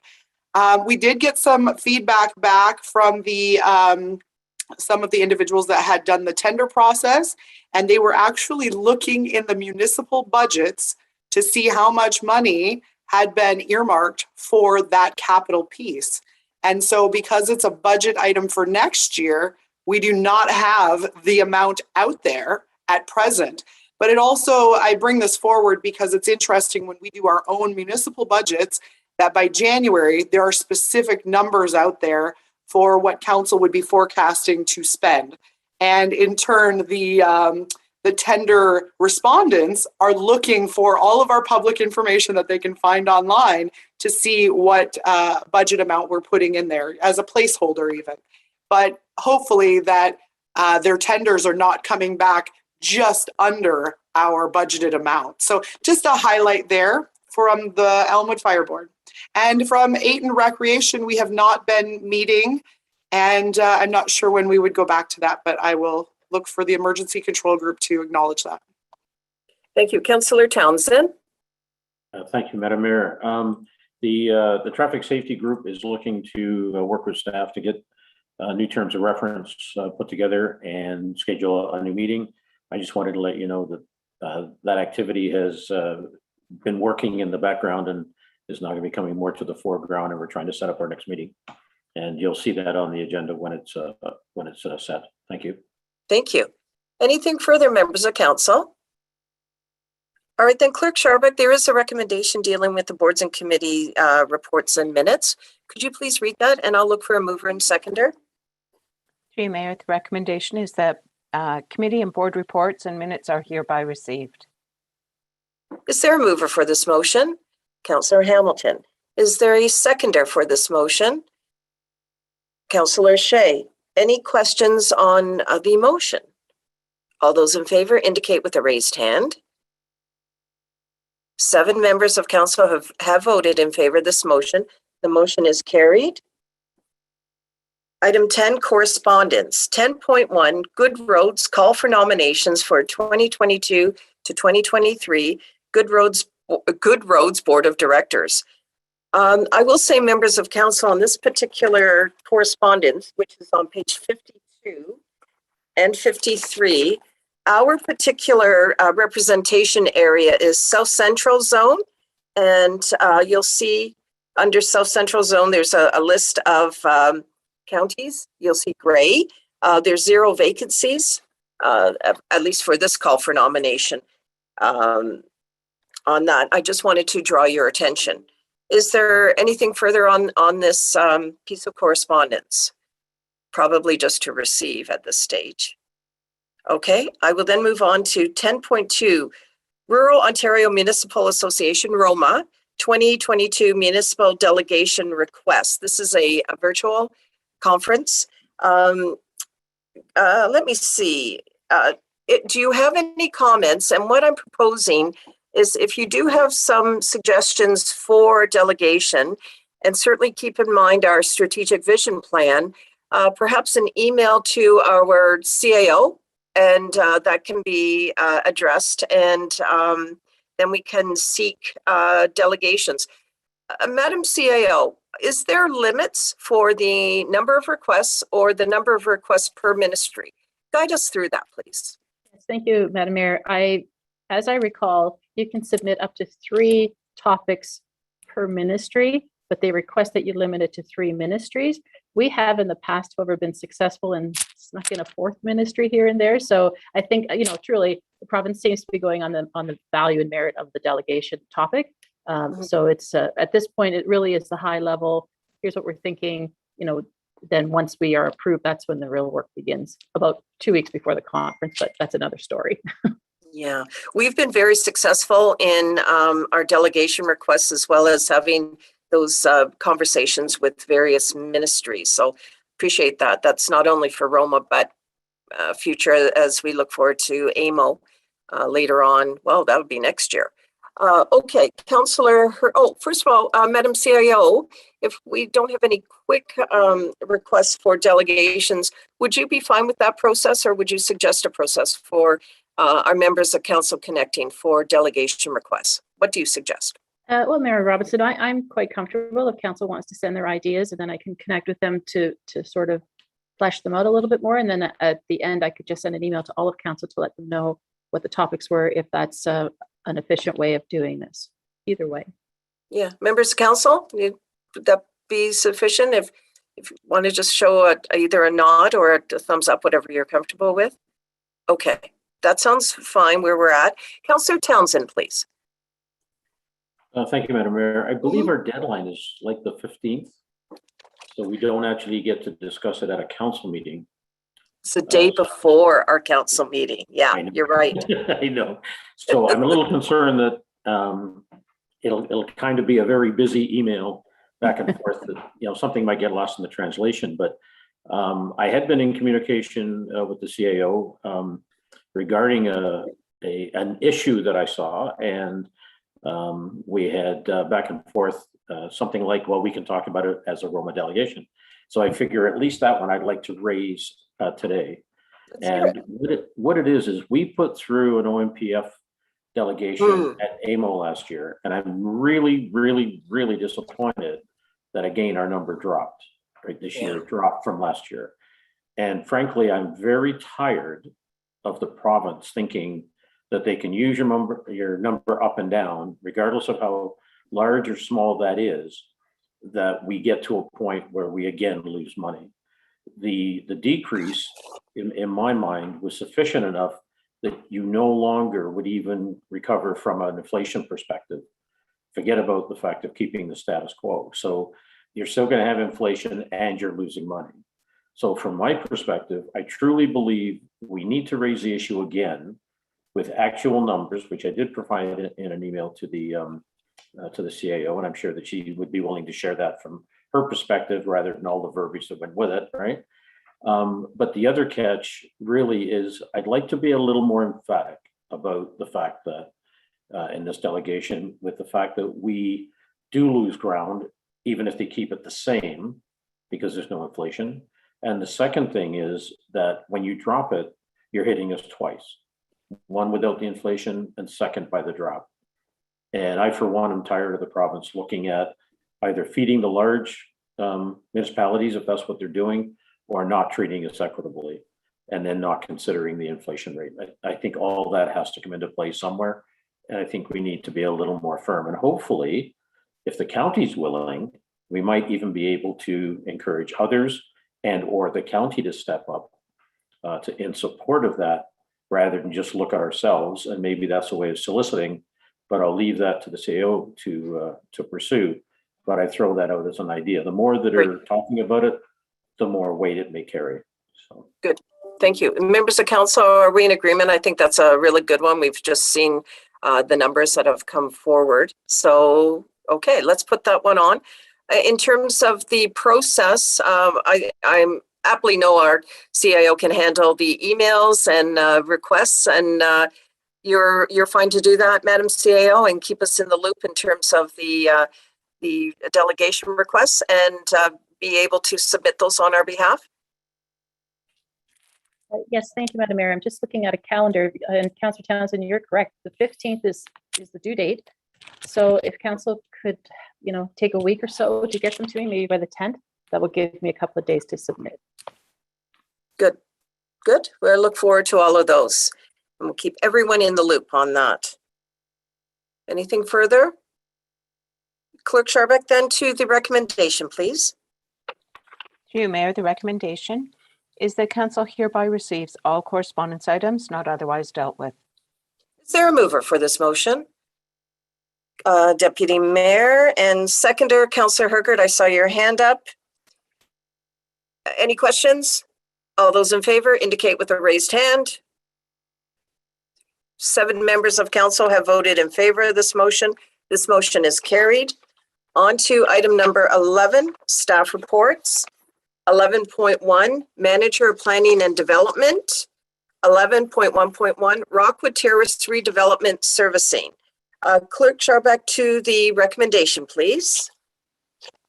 Through you, Mayor, the recommendation is that council receives Planner Spencer's report, Rockwood Terrace Redevelopment Servicing, and that council hereby confirms the allocation of water and sewer requirements to the County of Grey Rockwood Terrace Redevelopment Project in West Grey for an additional 103.6 cubic meters per day for wastewater and 187.2 cubic meters for water usage. Is there a mover for this motion? Councillor Townsend. And is there a seconder for this motion? Councillor Hutchinson. We will take the presentation from our planner. Any questions? And then I'll call the vote.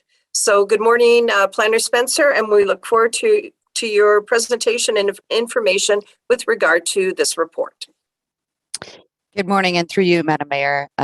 This report is coming more in a point of clarification for purposes of assurance to the County of Grey of the support of the municipality for the redevelopment of the Rockwood Terrace facility. There was a request for clarification purposes from the county that was received on October 29th, of which we have addressed through this motion and recommendation to council for their consideration. There was a letter of support for the project provided to the county in February of 2020, confirming there was support from the municipality for the redevelopment. The lands acquired for the site are referenced as the DSPI lands, or the Rockwood Redevelopment Site. The county has retained a project manager for the project and currently has a request for proposals that is active to the retention of a prime consultant. Preliminary geotechnical investigations have been conducted by GM Blue Plan. In addition, the county is currently in the process of the request for quotations for a noise impact assessment for the site. In essence, the capacity assessment completed for the town of Durham did allocate some units with respect to understanding that this redevelopment would happen. This is just simply a confirmation and support from council for this development to occur, to allocate that capacity to a municipally run facility, and in assurance that there's no allocation issues coming forward as the project developments. In essence, I need to reassure council that any other development that's not municipally driven without the funding protocol that the county has gone through, typically the allocation of units would come at the point of a plan of subdivision, not a draft plan of subdivision. So at this point in time, the concentration needs to be on the point that we are in this project as a municipal partner. And at this point in time, we need to understand that anyone coming forward, they must go to the point of draft plan to full plan of subdivision approval before allocation of units would be granted. Understanding that we also recognize that we're looking to ensure that we have sufficient units for continued development going forward. But at this point in time, this is a reassurance for this project to go forward, which is fundamental for their funding for the project. I'm happy to clarify further as needed. Thank you. Thank you very much, Planner Spencer. Questions from members of council, beginning with Councillor Townsend and then Councillor Hutchinson. Go ahead, Councillor Townsend. Thank you. Through you, Madam Mayor. I do know we had the water and sewer report, which basically outlined that the capacity is there. So I'm really pleased we had that in advance. And I'm sure there was a relationship between the report and the request. So that's great. We're doing it right. The other thing, though, is I wondered whether we could get some idea as to when a plan will be in place for dealing with that water and sewer, because obviously this is a big project and there's more following, as we know. And I'm just wondering when that would come along so that Madam Spencer would be sort of also in the loop, and the smooth allocation of units will happen as the development comes rather than having to defer or delay any. I just thought it was an appropriate time to ask that question here because we're dealing with it in one circumstance, but there's others coming which we have seen and are still part of the agenda. Thank you. Certainly. Planner Spencer. Thank you. And through you, Madam Mayor, it's a very valid question. So this project differs in the sense that this is a municipally run project with provincial funding behind it. So there's a different set of processes that we need to go through to ensure that the county can retain their funding. And certainly the allocation of units is outside of what would be allocated to a private developer. When someone comes to the table with a development proposal, they are anticipated to have everything in play. So reports, their plans, their draft plan conditions have been met. That's when the allocation of units should occur. It really is on a first come, first served basis for them. And unfortunately, it could be someone owns a property 2 years before another person, but depending on how fast they move through the process and have a consultant that can guide them through that, the person that bought the property later may be the first in line. But the issue becomes you do not, as a municipality, want to allocate units if you're not in a position to have someone actually do something. And I say this only in the sense that if you have someone who has draft plan approval, but they don't satisfy those conditions and the allocation of units has been given to them, then you run into a problem with someone who's actually in a position to complete a project of development. They need to be at the plan of subdivision stage, and that is when it should be granted by council because they've actually satisfied those conditions. There's many cases where there's been draft plan approvals that have sat dormant for many years that are allocated units in the past and have been, and it's inefficient when the next person comes along because you can't allocate the units to the person that's actually ready to kind of put the shovel in the ground, so to speak. So this is different. It is because it's provincially driven by funding, and it is a municipal project in terms of province to upper tier to lower tier. It's important to allocate those units to ensure they have some assurance and that their provincial funding can remain intact for this to go forward, not just for Rockwood, but for the long-term care facility in the surrounding area, which has been allocated as such in the motion that's been recommended by myself. I'm happy to clarify further. Thank you. Anything further, Councillor Townsend?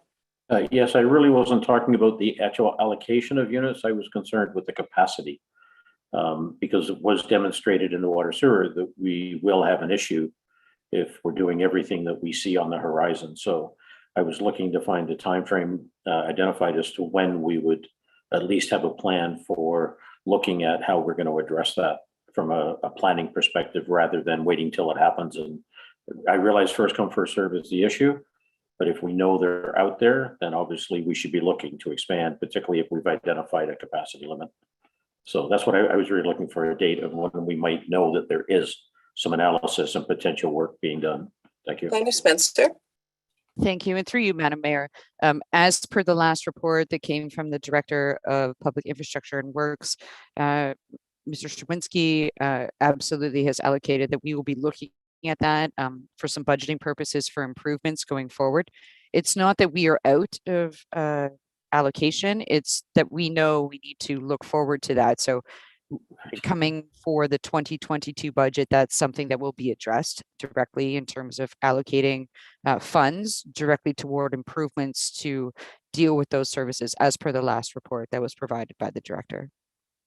Super. Thank you very much. Councillor Hutchinson, please. Yeah, just a thought. Maybe that's one of our delegations, is where if we're looking at expanding our water and sewers, maybe we need to start approaching the ministry for some help there. But I'm also curious about the county in terms of what do they foresee as funds that will help West Grey to expand our facilities, because you know, they're putting quite a stress on our water and sewers. So I was expected they're going to help us expand it as we need to do in the future. So to your delegation idea, I know CEO Johnson will have a note on that. Planner Spencer, do you have a response, or do you wish Director of Infrastructure Public Works to participate in the response? Thank you. And through you, Madam Mayor, I think at this point in time, that's a very valid comment, but I do believe that as part of the process here and dealing with the upcoming renewal of budget for 2022, those are things that are going to be addressed, and those are staff conversations that have already been had. So I do think at this point, we are thinking about it. It's just a matter of getting all of those pieces in play. So I won't put Director Straczynski on the spot at this moment in time, because we have spoken about it. So I do think that there's, we are talking about it. It's just, I don't really have a solid answer for you at this point in time, but we are working on it. Thank you. Councillor Hutchinson, you still have the mic. Yeah, so maybe I believe our mayor is part of that Rockwood committee at the county level. Is that correct? That's correct. Put some feelers out there about what the projected costs might be and whether there's money coming our way. So just throw that out there. Yeah, certainly I'm on the Rockwood Terrace Redevelopment Task Force, and I'm also on the Long-Term Care Committee of Management. So any information that that I can provide either through the committee or through delegations here through Grey County and the connection with Grey County staff to West Grey staff. There's synergy and connection in that. Anything further, Councillor? One further comment. So 2025 is the deadline for Rockwood. We haven't heard of whether there's going to be any extension on that because of the pandemic. Maybe that might be a possibility. I don't know. But the community of care development doesn't have that deadline, right? So I foresee that probably Rockwood they'll try to aim to meet that deadline in 2025, but the community of care could stretch out over a number of years. The long-term care home, pardon me, the Rockwood Terrace long-term care home has the deadline of 2025. So we're working towards that deadline.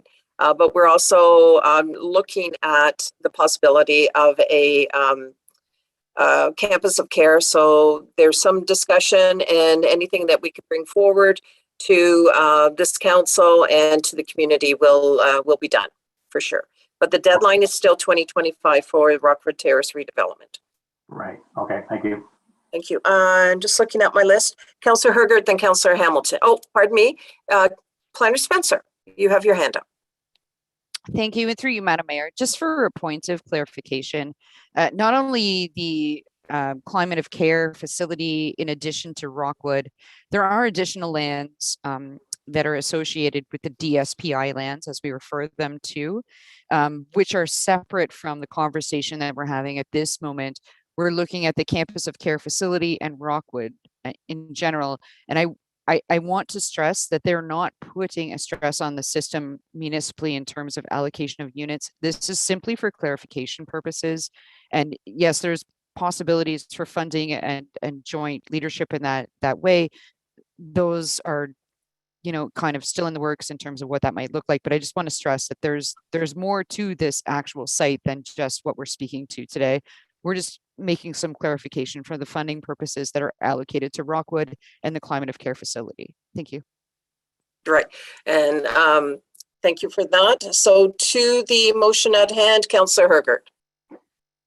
My question actually is a little off the motion at hand. Obviously, to ensure we have capacity for the redevelopment of Rockwood is important. I guess my question to our planner, though, is related to our capacity that we have now. And with each new committee of adjustment, severance, any of these changes where we have this new number, this known number of units available, and as we continue to escalate development, how are we tying that in with the building department, or how are we being overly cautious and keeping capacity buffer? And it might not be something right now, it might be over the next 2 years kind of thing, 3 years kind of thing. And I appreciate your comments about budget 2022 and improvements for that. But is there some reporting or some continuing assessment of where we are after each building permit is issued? Planner Spencer. Thank you. And through you, Madam Mayor, as per the previous report that was provided by our consultant through the Director of Public Works and Infrastructure, we have estimated on the best of our ability through past building permit, obvious numbers and things of that nature that would predict what we could look like. We can't predict every application, unfortunately, economic times, and certainly wasn't expected during the pandemic for us to be soaring through development numbers the way we are. So we can only do the best of estimation, but it's definitely into allocation. It's not that we're out of units, it's that we're being very cautious in the approach in making sure that we know Rockwood and that particular development is taken care of. And anyone that comes forward, we're making sure that we are in a position for that to be taken care of. It's not that we're out of units. That is not the case. It's that we're looking and ensuring that development will proceed. So we're not sitting at a standstill at some point with someone with draft plan approval that has those units allocated to them and they aren't actually moving forward in development. So we are looking at that. That's a continued staff internal review that we do constantly and have been talking about for quite some time. And that's just not for Durham, it's also for Newstat as well, being on full services. So those things are in consideration. We can't account for every small application we get for a severance or, another unit for an apartment building or, a second dwelling unit in Durham or Newstat, but we certainly have tried to estimate that to the best of our ability. I hope that answers your question, but I'm happy to clarify further. Thank you. Absolutely. I appreciate your eyes wide open. Thank you. Councillor Hamilton. Thank you, Mayor Robinson. And in follow-up to Councillor Hutchison's question about Grey County helping towards the capital costs of water and sewer, I have a question about that because we do have water sewer charges for new development. And so my question to our planner is, will this campus be subject to those water sewer capital charges? Thank you. Planner Spencer. Thank you. And through you, Madam Mayor, absolutely, new development, new connection charges are absolutely applicable in all cases, regardless of private or public ownership. In terms of what that looks like from a monetary value, I can't answer that question to you directly today, and I'm sorry, I wish I could, but I can't. I don't have those numbers off the top of my head, but they're absolutely, regardless, that they're treated the same way as Joe Public, so to speak, would be treated.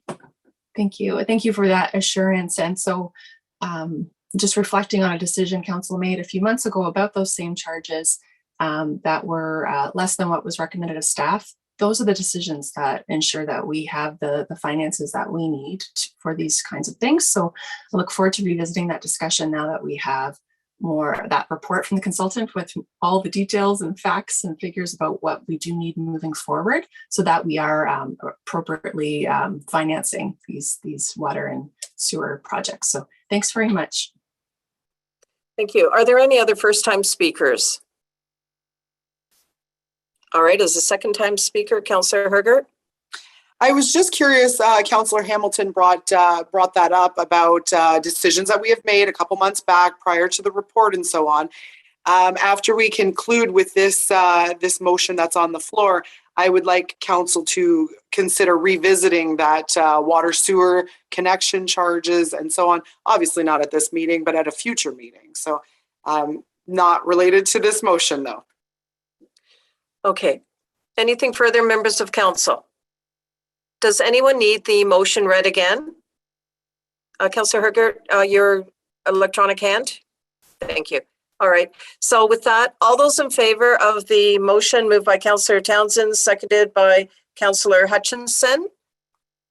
All those in favor, please indicate with a raised hand. 7 members of council have voted in favor. The motion is carried. 11.1.2, zoning bylaw amendment, subdivision 42T 2020-01 Bros. To the recommendation, please, Clerk Scharbeck. Through you, Mayor. The recommendation is that council receive Planner Spencer's report and consider for second and third reading of a zoning bylaw. Is there a mover for this motion? Deputy Mayor, is there a seconder for this motion? Councillor Hergert, over to you, Planner Spencer, for your presentation. We'll have questions if there are any from members of council and then a vote. Thank you. And through you, Madam Mayor. So this is the application for the Bruce subdivision in the town of Durham, has previously been brought forward to council, wherein there were a number of draft plan conditions recommended to the county. The county is the subdivision approval authority in this case.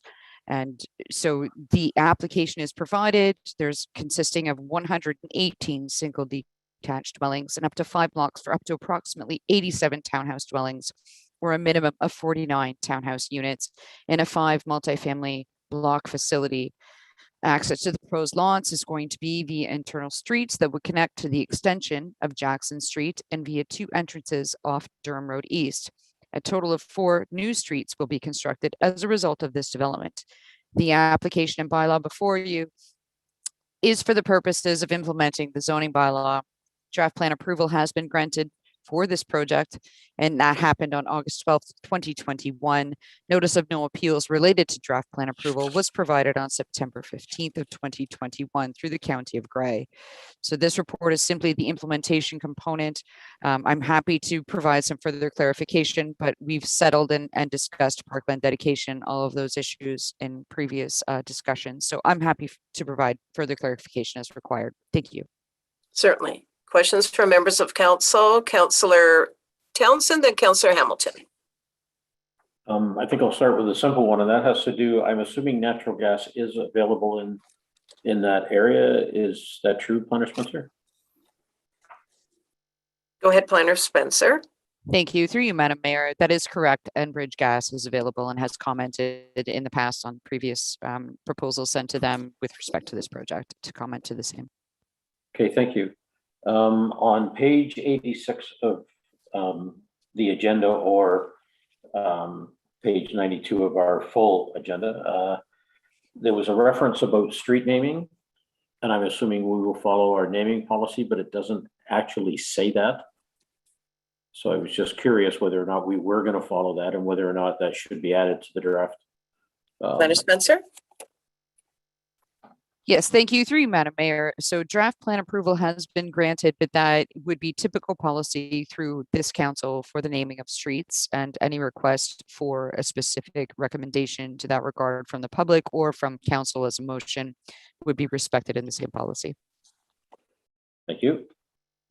On page 94 of our full agenda, there is a road assumption and cost point, which talks about talks about assuming the roads in phases.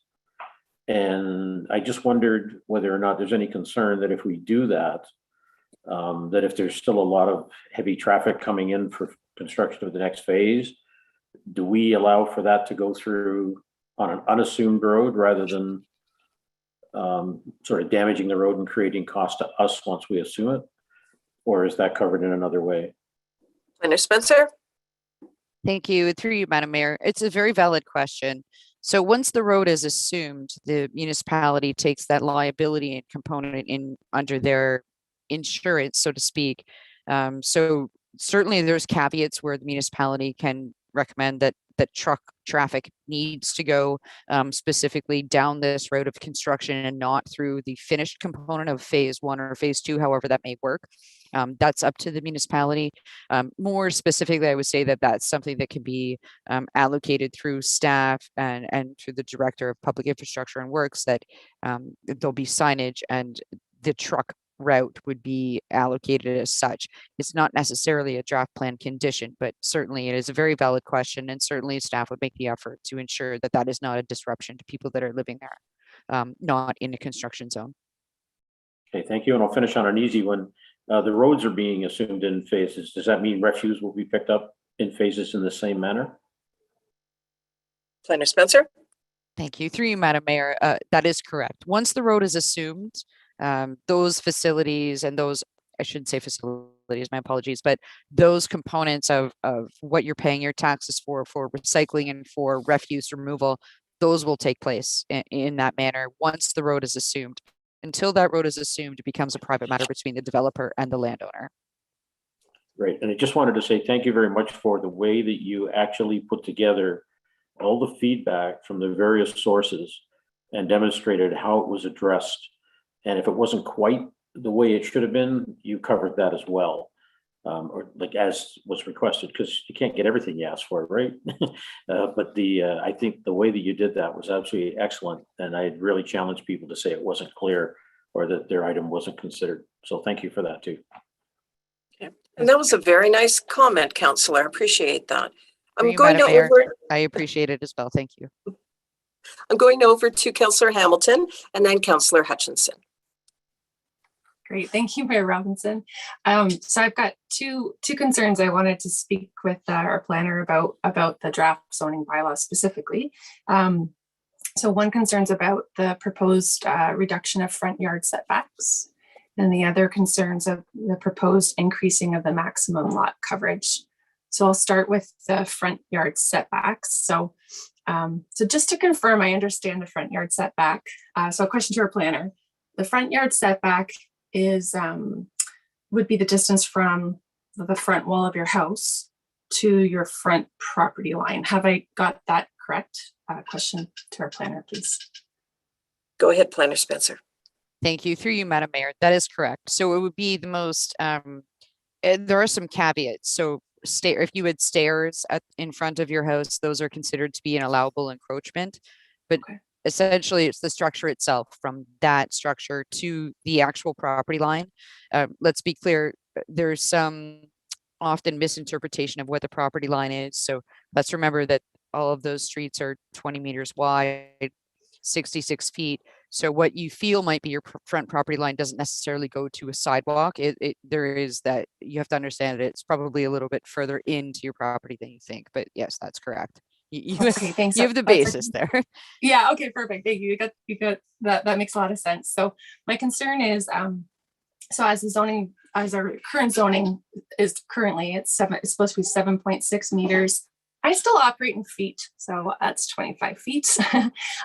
But the zoning bylaw before us is asking that there be a reduction of 3.1 meters. So that they're looking for a 4.5 meter or 15-foot minimum front yard setback. So my concern about that in particular would be like my car, which is not a very big car, it would fit a driveway of that length by half a foot. And that's if I were to park my car right up against the house, right? And none of us would do that. So I'm concerned about parking in a way that doesn't block a sidewalk. I'm concerned about snow removal and having enough yard to be able to store your snow. And so I think a minimum front yard setback of 15 feet, I have concerns about both snow storage and parking of vehicles. And now imagine if you have a truck is at least 17 feet. The truck's not even going to fit 15 feet. And so I'd like to check in with our planner about my concern about parking and snow storage with the current front yard setback as presented. Thank you. Planner Spencer, please. And thank you. And through you, Madam Mayor, it's a very valid question. The parking standard is dictated in section 6 of the zoning bylaw, which states the minimum size for a parking space. Now, we do allocate that someone can have one parking space in their garage and another in front of their garage. The problem with that being is that we cannot dictate that everyone's going to use their garage. So I understand your point with much validity. There are bylaws in place. And again, it goes back to, ironically, the front lot line. If you're parking on municipal property, it's not permitted during the winter season for snow removal purposes. So if you're parking over a sidewalk, and this is very typical throughout the entire province, if you're parking over a sidewalk, expect your car to be towed. So it's really up to the property owner to understand that. Again, what the interpretation of what they're asking for relief purposes is to provide a further enlarged backyard and to also align with the policies of the province with respect to increased density in fully serviced areas. So allocating units and putting capacity in places where it's fully serviced and we're not relying on wells and we're not relying on septic systems. That's where the increased density component comes into play. And I know we'll probably speak to this further because I know you want to talk about lot coverage. So I will leave it there, but I'm happy to clarify further. Okay, thank you. Yeah, so I think that's still unresolved for me because, as you said, not everyone uses the garage. Maybe to put stuff in the garage. Also, people might have more than one vehicle. It wouldn't make sense that we build a community in which a car can't park in the driveway. It just doesn't make sense. And certainly we don't want cars blocking sidewalks. So I think we need to address that concern. And then, yeah, so my second concern was about maximum lot coverage. And so they're requesting that we change it from 40% lot coverage. So that's how much space the home takes on the lot to 45%. And so I'm so supportive that we have smaller lots that are being created. That's wonderful for intensification. It's wonderful for making homes more affordable. So why aren't we also then maintaining it at 40% so that the homes are smaller on those smaller lots, so that we retain that 40% relationship, also helping homes be more affordable. So if we keep it at 40% instead of 45%, would that not also resolve the frontage issue and we can park the cars as well?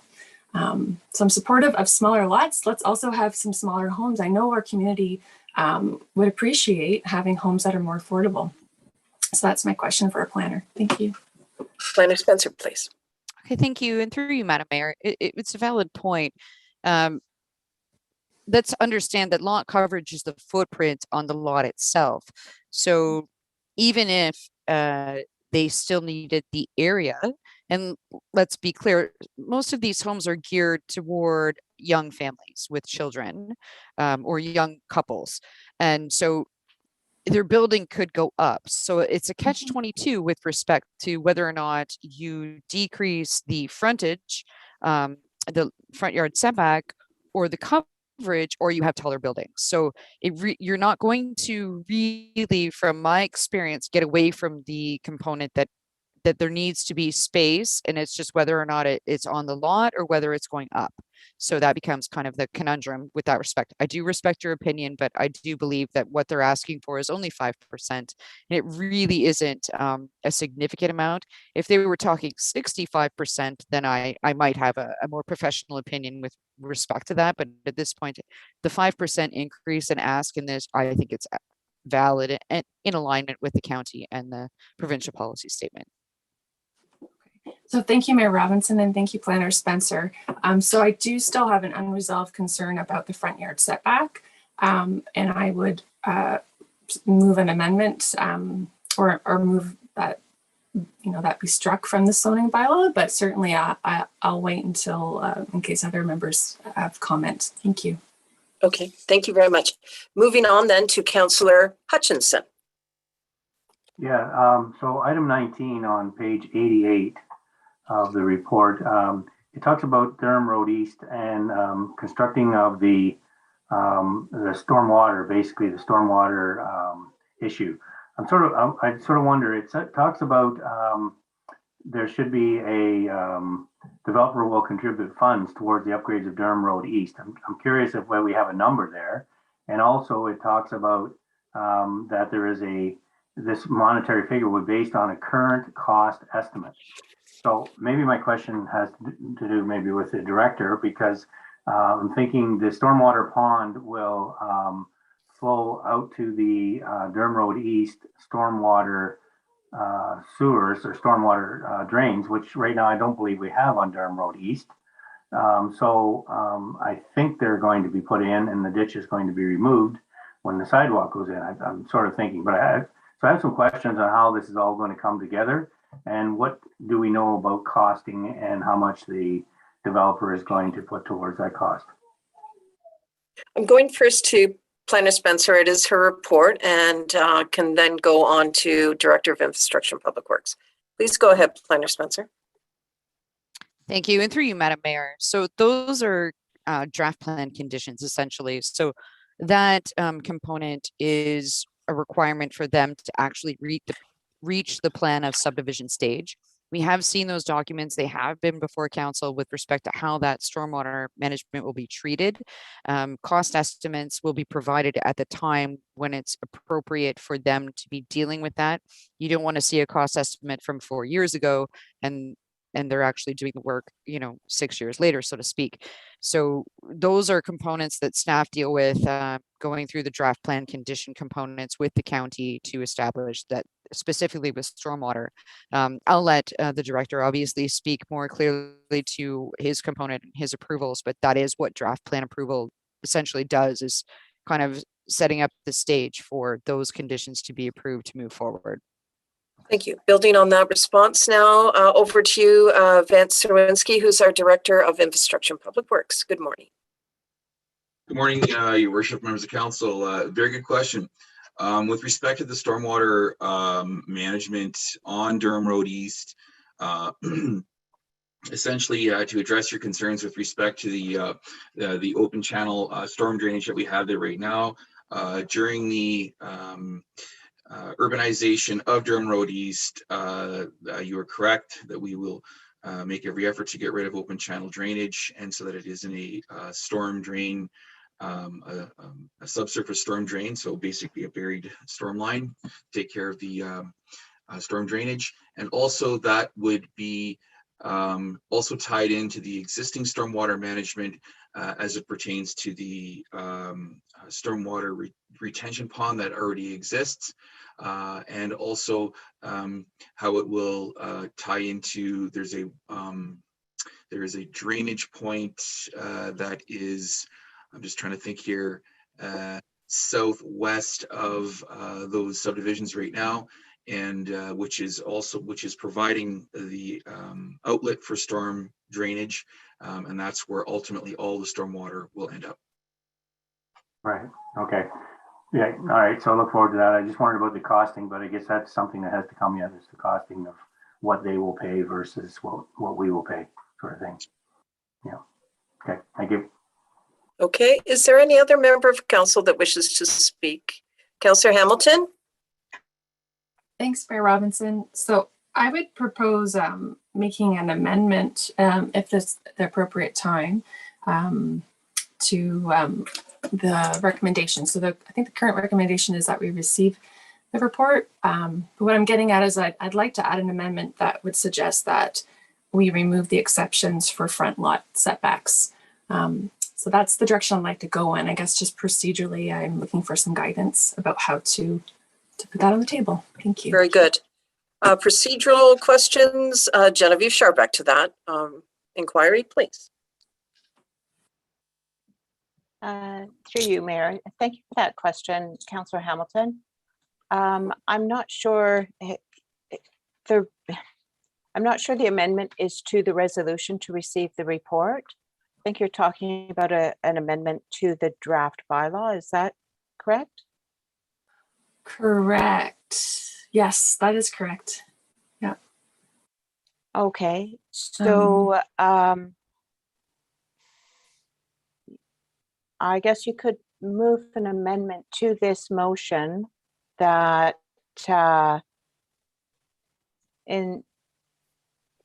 that the draft bylaw be amended to reflect a front yard setback of. But I Okay, hesitate to go forward with a number in there or a recommendation in there without okay, clarification from Planner Spencer that the developer is not set into this setback that's proposed. I'm not sure we can just okay. amend it too much at this point. I would defer to Planner Spencer for some advice on that. Okay. Planner Spencer, and then back to you, Councillor Hamilton. Thank you. And through you, Madam Mayor, at this point in time, I would suggest that the report be accepted with obviously the comments from Councillor Hamilton. The first, second, and third reading of the bylaw, I don't believe, correct me if I'm wrong, Clerk Scharback, that they're not scheduled for today. If there's amendments that need to be made with respect to this component, that can be done and explained at the point of first, second, and third reading. So correct me if I'm wrong, Clerk Scharback, if it is, and I'm just missing it. I'm sorry, there's many of them on the agenda today, so I apologize. No, you're absolutely correct, Planner Spencer. It's not on today's agenda. It's still just a draft attached to Planner Spencer's report. So I'm wondering if those comments want to be provided to Planner Spencer to revise, or if you'd like the amendment actually set out in an amending motion. Over to you, Councillor Hamilton. Thank you for the process journey. Yes. Yeah, I understand now. I'll tell you what I was aiming for would be that when the zoning bylaw does come to council, that the exceptions to front lot setbacks just not be in the document, they just not be there. That's what I was working towards, to provide that direction to staff. So I guess I would move that. So currently the recommendation says that council receive Planner Spencer's report and consider first, second, and third reading of the zoning bylaw, and that I would add an amendment, and that the zoning bylaw be amended by removing exceptions to front lot setbacks. Okay. Okay, we'll wait for Clerk Scharback. Planner Spencer, does that language fit what you would require? Thank you. Through you, Madam Mayor, I would suggest that in perhaps you simply state that you accept the report, but you would like to have the exception related to the front yard setback removed entirely. My only cautionary measure in this case is that, are we just going back to the standard front yard setback, and we're not giving them any latitude in between? So that there needs to be a little bit of clarification in that regard with respect to the applicant and what they're looking to achieve. In essence, again, as we all know, council has to accept this as a whole, but I do think there needs to be some clarification. It's either deleted or it's very specific in terms of what that front yard setback would look like, if there's some latitude in between what that is and what that may be. That's all I have to say. Councillor Hamilton. Really good point. And so let me change that. Be amended by adjusting exceptions to front lot setbacks to accommodate parking of a standard vehicle. That's where I'm trying to get to, Planner Spencer. So I take your point that perhaps we don't need 25 feet, but we do know 15 feet is not sufficient. And so with our planners professional guidance, you could find a number between 25 and 15. That's what I'm looking for. So to the clerk, would that language work? Thank you. I think Planner Spencer had a comment, and then Clerk Scharback, if you don't mind. Thank you. If I may, Madam Mayor, and I appreciate it, I would just make the recommendation for the motion to remove the front yard setback exception in totality. And when the bylaw comes back, I can put just a brief report forward if there is some going back and forth. I think putting any number in there right now without having a conversation with the applicant or their agent would be undue process for us in terms of creating more work. So I think just remove it entirely if that's the motion and desire of council at this point in time, rather than trying to specify a number that may or may not work. Clerk Sharpak. I agree wholeheartedly with Planner Spencer. I'm wondering if, Councillor Hamilton, if your amendment was that the draft zoning bylaw be amended by removing exceptions to the front yard setback until further review has been completed. Is that acceptable? And then because there may be some front yard setback exceptions put back in the bylaw, but then Planner Spencer had talked about reporting back on that and just allowing some leeway there, and we'll create that bylaw wording, just not on the spot. That Would that sounds help? Hamilton. perfect. Okay. So moved by Councillor Hamilton. Yes, and I wonder if you could read that, Clerk Sharpak. Thank you. Sure, through you, Mayor, that the motion to receive Planner Spencer's report be amended by adding, and that the draft zoning bylaw be amended by removing exceptions to front yard setbacks until further review has been completed. Is that Councillor Hamilton, okay with that? So then I'm looking for a seconder for this amending motion. Councillor Hergert. Does anybody need that read back? All right. All those in favor of the amending motion indicate with a raised hand. 7 members of council have voted in favor of it. The amending motion carried. Now back to the main motion, Clerk Sharpak.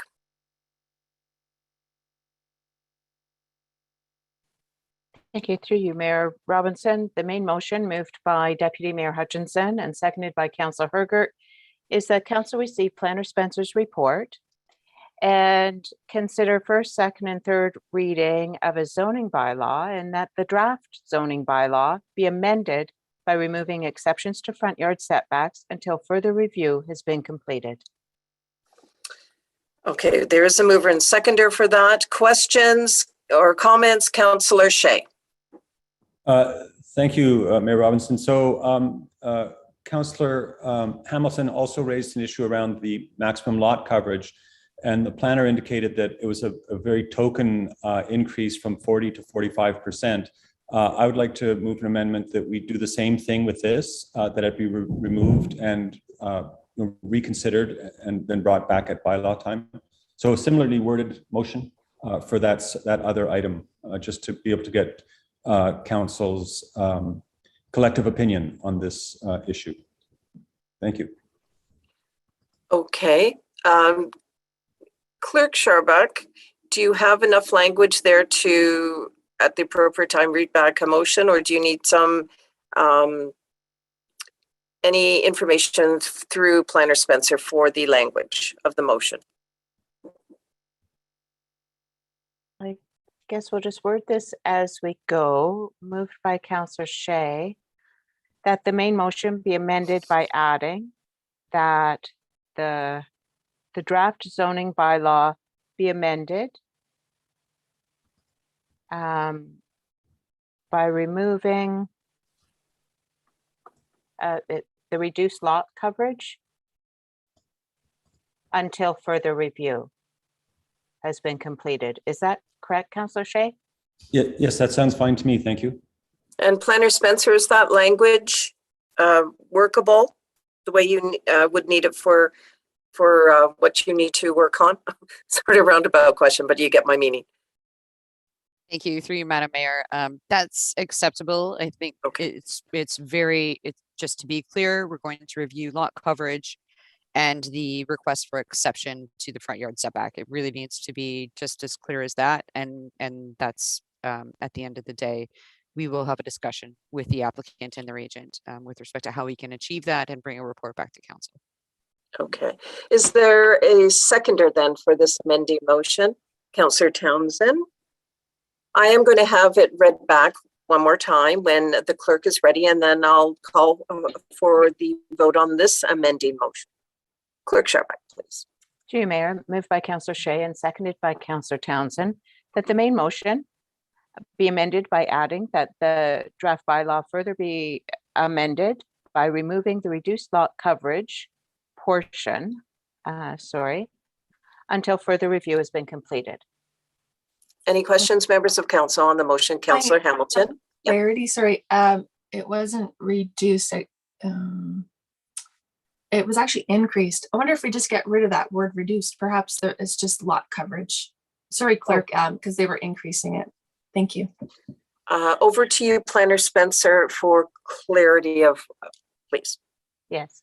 Thank you. Through you, Madam Mayor, if I may, I would just suggest that the exceptions related to the front yard setback and lot coverage are removed and brought back for further consideration as part of the draft bylaw. Just forget the other verbiage associated with it. Just remove them from the consideration at this point in time and bring them back forward when there's some more discussion that's been had. Thank you. Over to you, Clerk Sharpak, at the appropriate time when you're ready. Through you, Mayor, what has been moved and seconded and just tidied up a little bit. Thank you, Councillor Hamilton. For the clarity is that the main motion be amended by adding that further amended by adding that the draft bylaw be amended by removing the exceptions to lot coverage until further review has been completed. As the mover of the motion, Councillor Shea, are you fine with the language? Thank you. As the seconder, Councillor Townsend, same question. Thank you. Members of council, any other questions with regard to this amending motion? All those in favor then please indicate with a raised hand. 7 members of council have voted in favor of this amending motion. The motion is carried. Clerk Sharpak, over to you for the main motion now. So through you, Mayor, the main motion moved by Deputy Mayor Hutchinson and Councillor Hergert is that council receive Planner Spencer's report and consider the first, second, and third reading of his zoning bylaw, and that the draft zoning bylaw be amended by removing exceptions to the front yard setbacks until further review has been completed, and further amended by adding that by removing the exceptions to lot coverage until further review has been completed. Questions? All those in favor indicate with a raised hand. 7 members of council have voted in favor of the motion. The motion is carried. 11.2.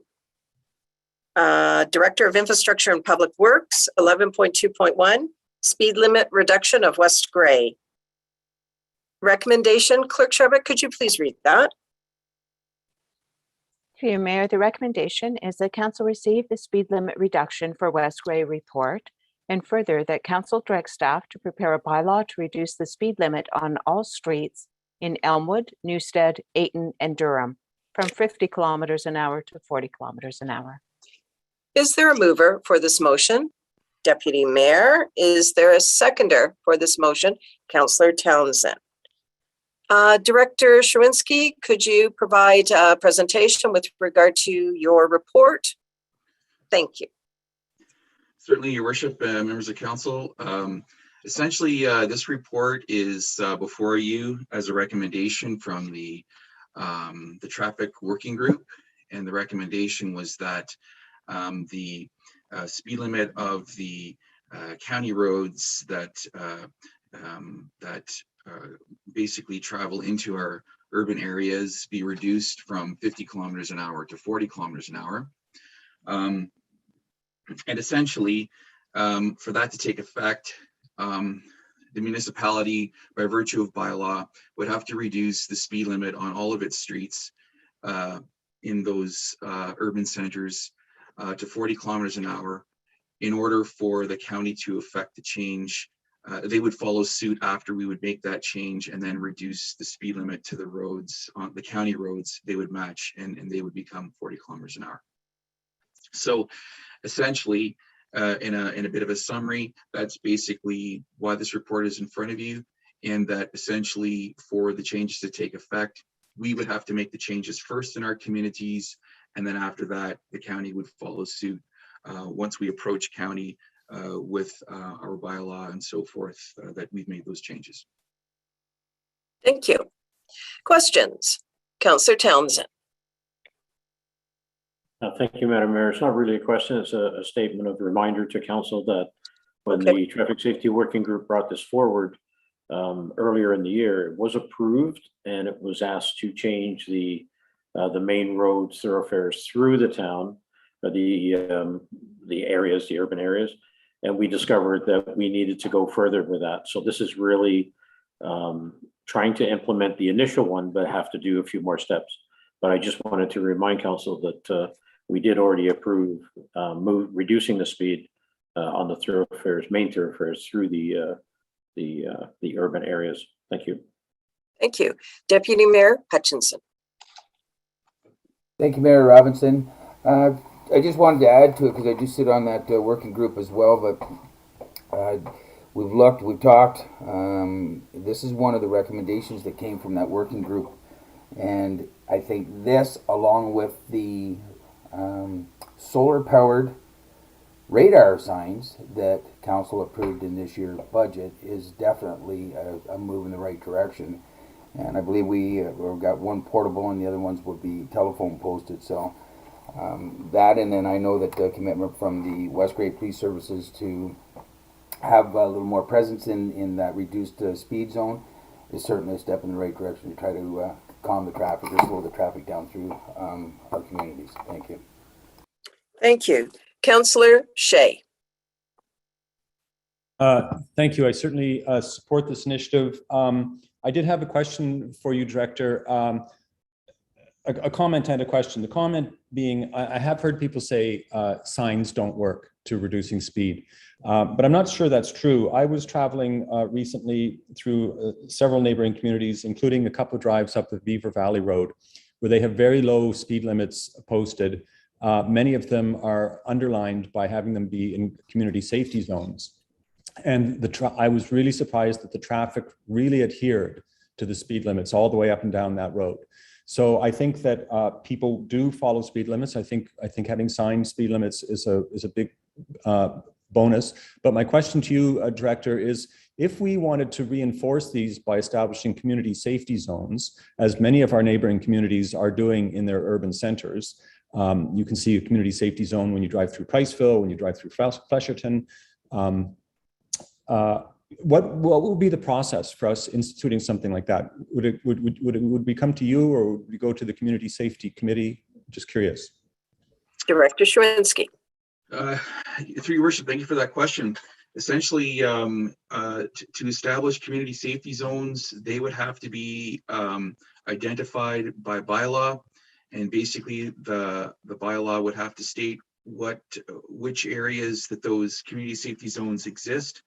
And then that by declaring where those are, then that would also enable us to put the proper signage up to basically lower the speed limit in those community safety zones. So that's what council would have to undertake as far as a bylaw goes to affect that change. But as far as identifying those zones and so forth, that would either be done by virtue of a consultant and so forth through a traffic study and so forth.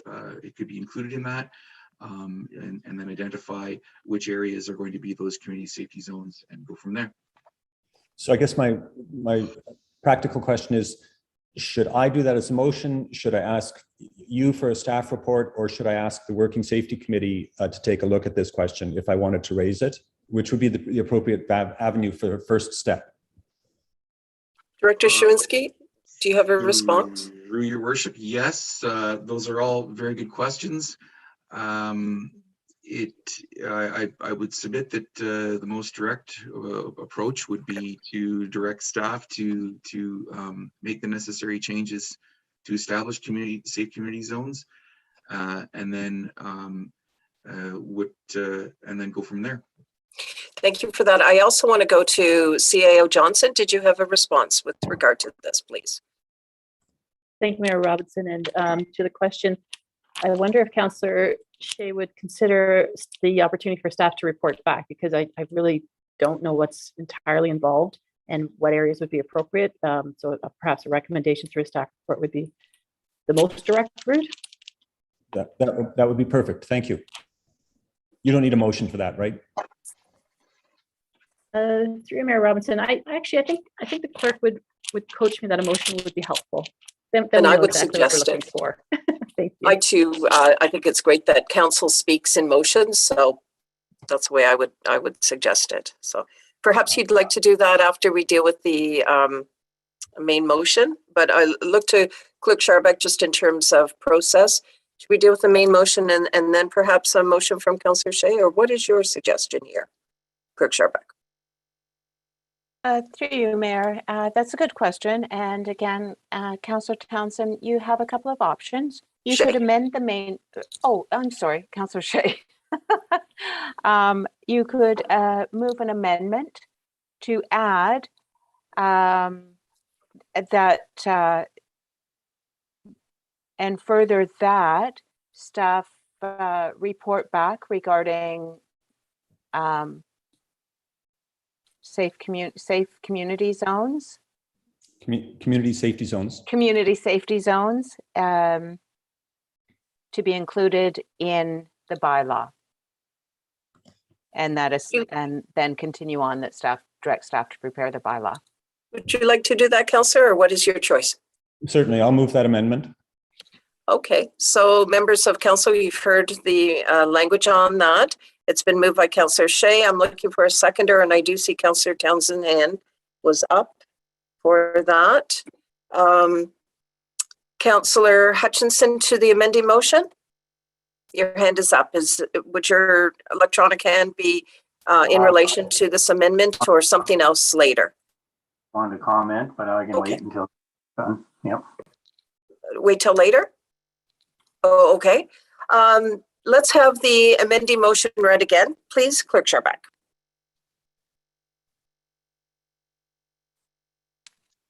Through you, Mayor, moved by Councillor Shea and seconded by Councillor Townsend, that the main motion be amended by adding after the first sentence that staff are hereby directed to report back regarding the inclusion of community safety zones in the bylaw. And then that would proceed in the main motion to carry on to direct that the bylaw be written. So this is adding a sentence. Right. Any questions with regard to this amending motion before I call the vote? And again, Councillor Hutchinson, I see your electronic hand, just double checking. Okay, I'm not seeing any questions. So to the amending motion, duly moved and seconded. All those in favor indicate with a raised hand. 6, 7 members of council have voted in favor of the amending motion. The motion is carried. Now to the main motion. Before we go any further, it was Councillor Hutchinson. I don't want to ignore you. You had your hand up previous. Would this be the time you wish to comment with regard to the main motion before we call the vote? Yep.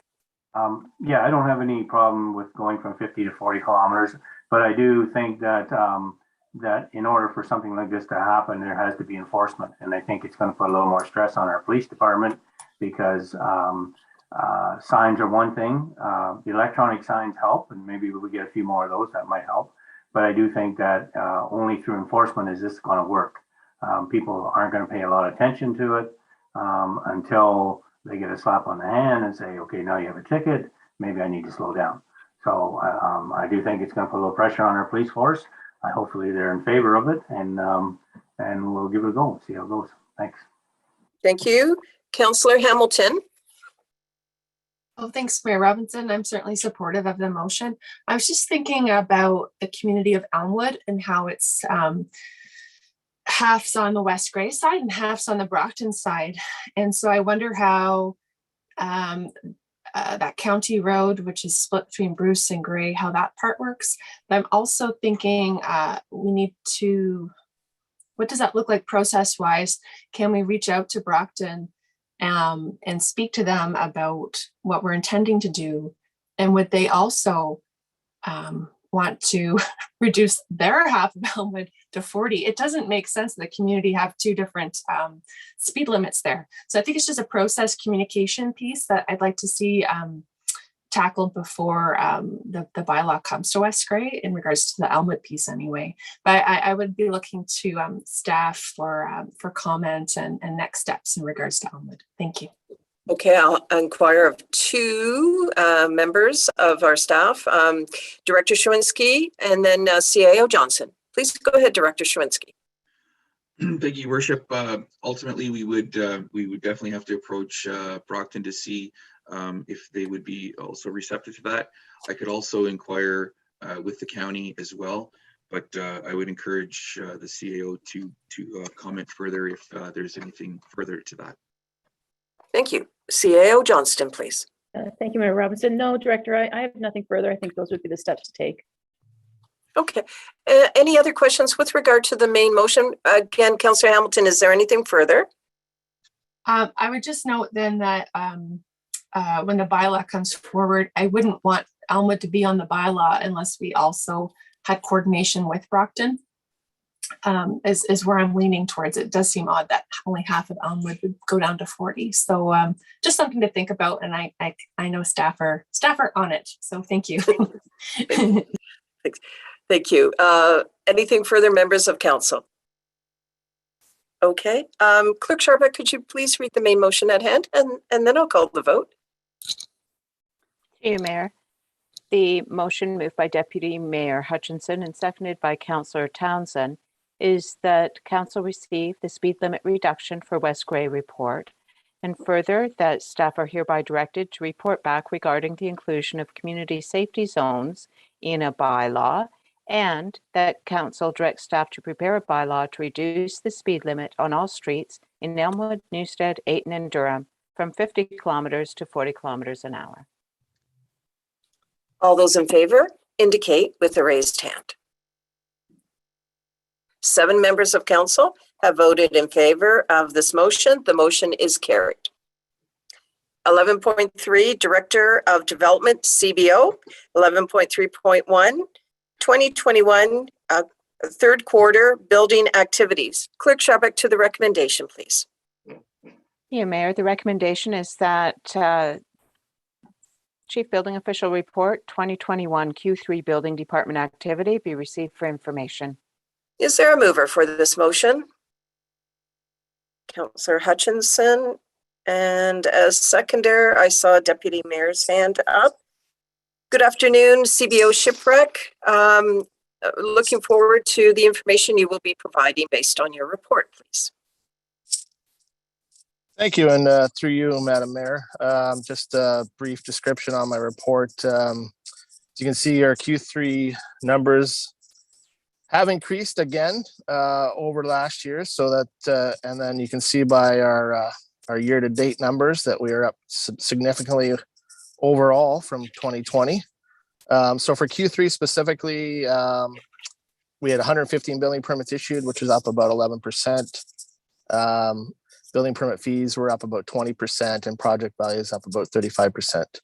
And 37 new residential units added, which is up 68%. So it's been a very busy year, and Q3, although not quite as much of an increase as the first half of the year, but still continuing to increase overall for the municipality of West Grey. So good numbers in building, and I think it's going to continue at least for 2022, and then we'll see beyond after that. Thank you. Members of council, are there any questions? All right, then. All those, all right, Councillor Townsend, please. Thank you, Madam Mayor. I just wanted to note that I did see a reference to potentially needing more staff, and I'm assuming that that will be addressed through the 2022 budgeting process, and also it's sort of self-funding in the sense that the cost of the resources is offset by the cost of the building permits, et cetera. Is that true, Mr. CBO? CBO Shipwreck, please.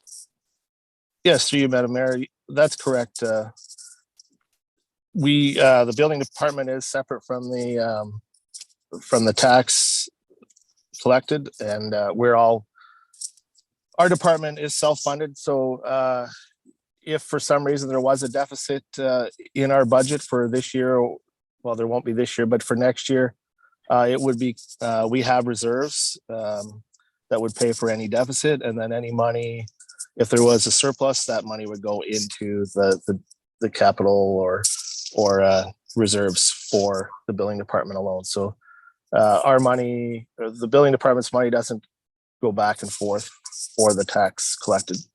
That's correct. Thank you very much for that clarification. Okay, very good. Councillor Hutchinson?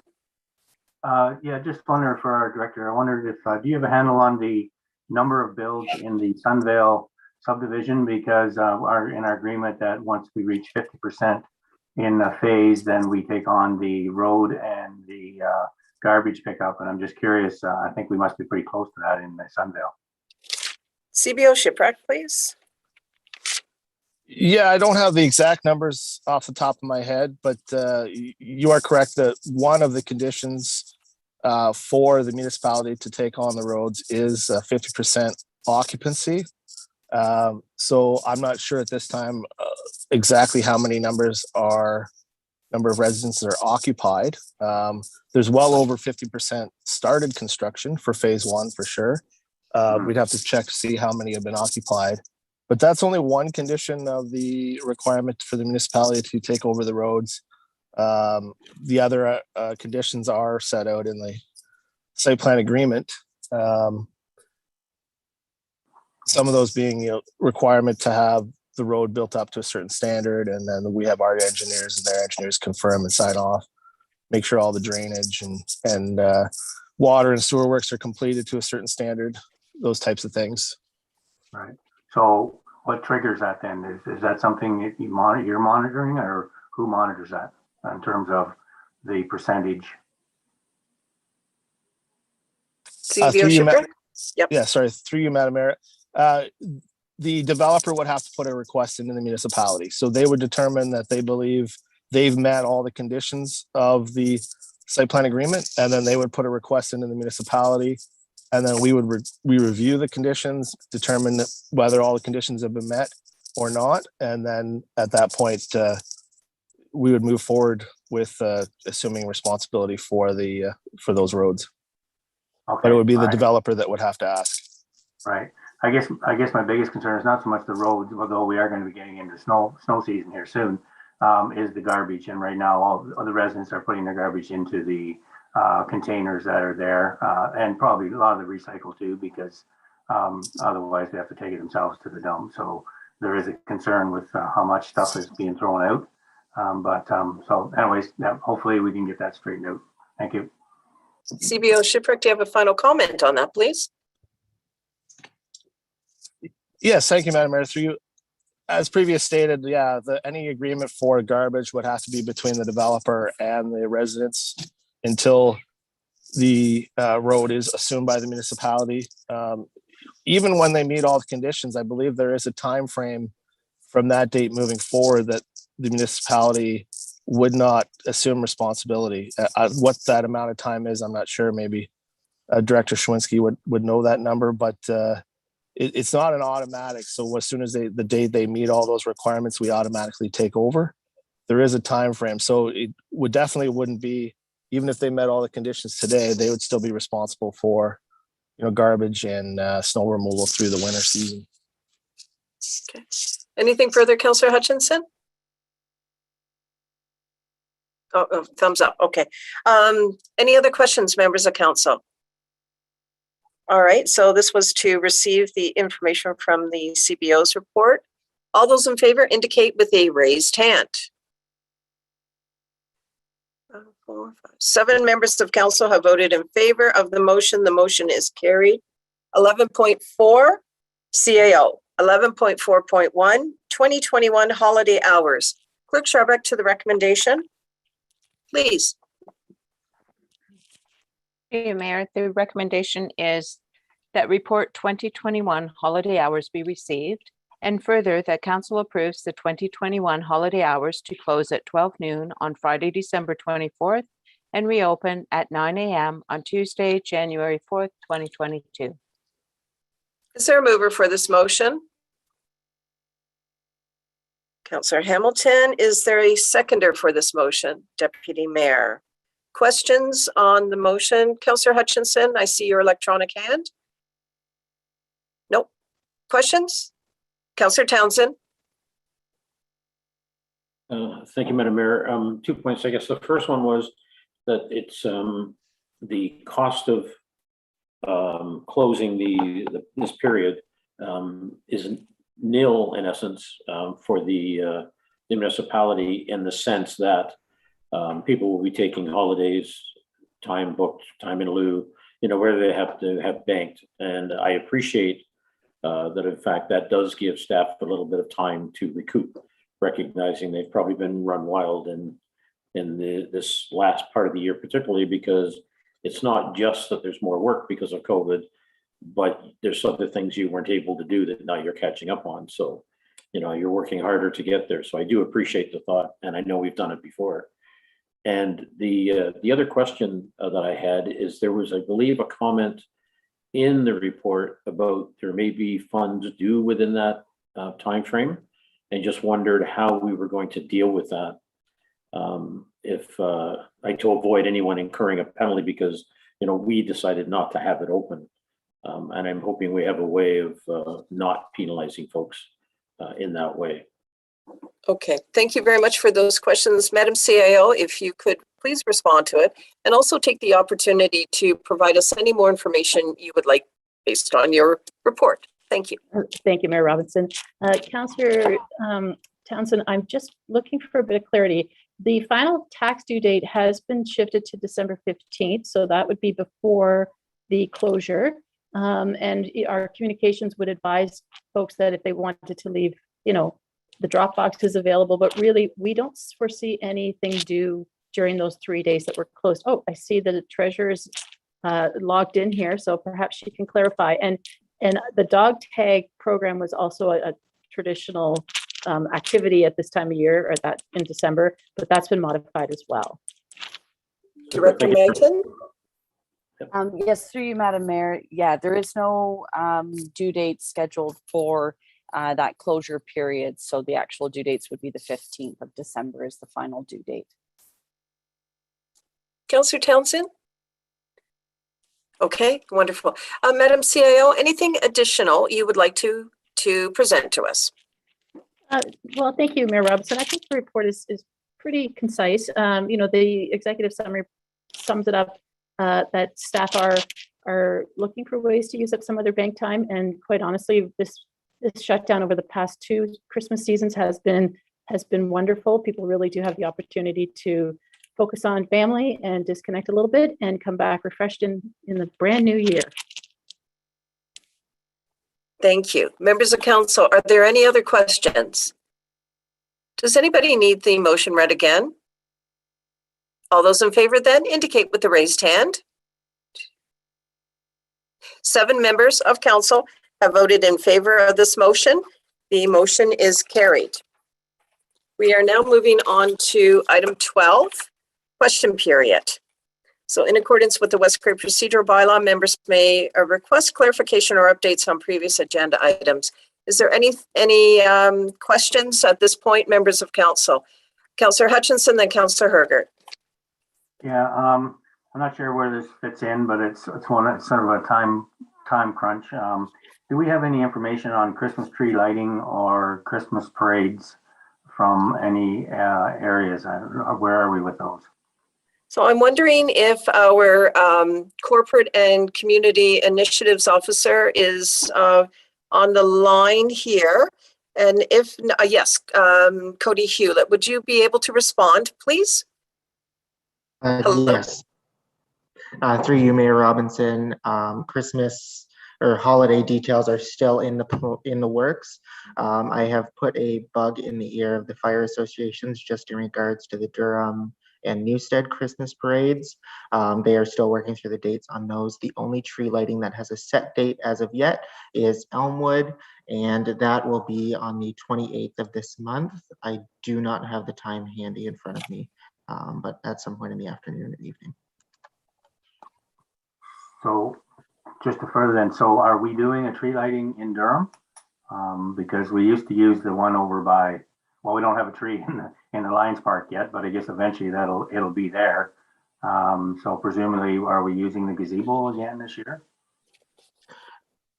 If I may, through you, Mayor Robinson, in our last meeting, when we had Pat Morrison speak during comment period, she shared through the Lions that they are planning to have a tree installed in the Lions Park for this year. So the tree lighting will be as per normal over there by the Heritage Bridge, if everything goes as planned. Okay, so they are planning on doing that. Okay. So Councillor Hutchinson, I can say to you and everyone, because I have it in front of me, Sunday, November 28th at 4 p.m. At the Elmwood Lions Park. That is for the tree lighting.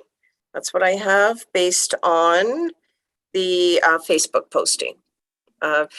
Councillor Hamilton, do you have anything further? I think this is through the chamber, but do you have any information through Elmwood Community Center Joint Board? Anything further? Mayor Robinson, only what you just shared from social. Yeah, thank you. Oh, I always like to connect to the representative from council as it relates to boards or committees, always. So thank you. Councillor Hutchinson, anything further? No, that's fine. I guess we'll wait to hear further dates and when they arrive. Thank you. It's getting to that festive time of year. I have Councillor Hergert, then Councillor Townsend. So I did not want to lose sight of that sewer connection charges. Just hoping that we could provide direction to staff that it comes up again on a future agenda and that we review that bylaw. Thank you for the comment. Councillor Townsend. Thank you very much, Madam Mayor. I know we've talked about the fact there will be a review by the Emergency Control Group on what's happened during COVID and how that may affect the plan. And I'm assuming at some point that will come back to council for approval if there's any changes, which I certainly hope there are. I don't have a time frame for that, and I wondered if there was such a time frame. So can we start there? Madam CAO, is there any contemplated time frame? I'm sorry, Councillor Townsend, could you repeat the question? Sure.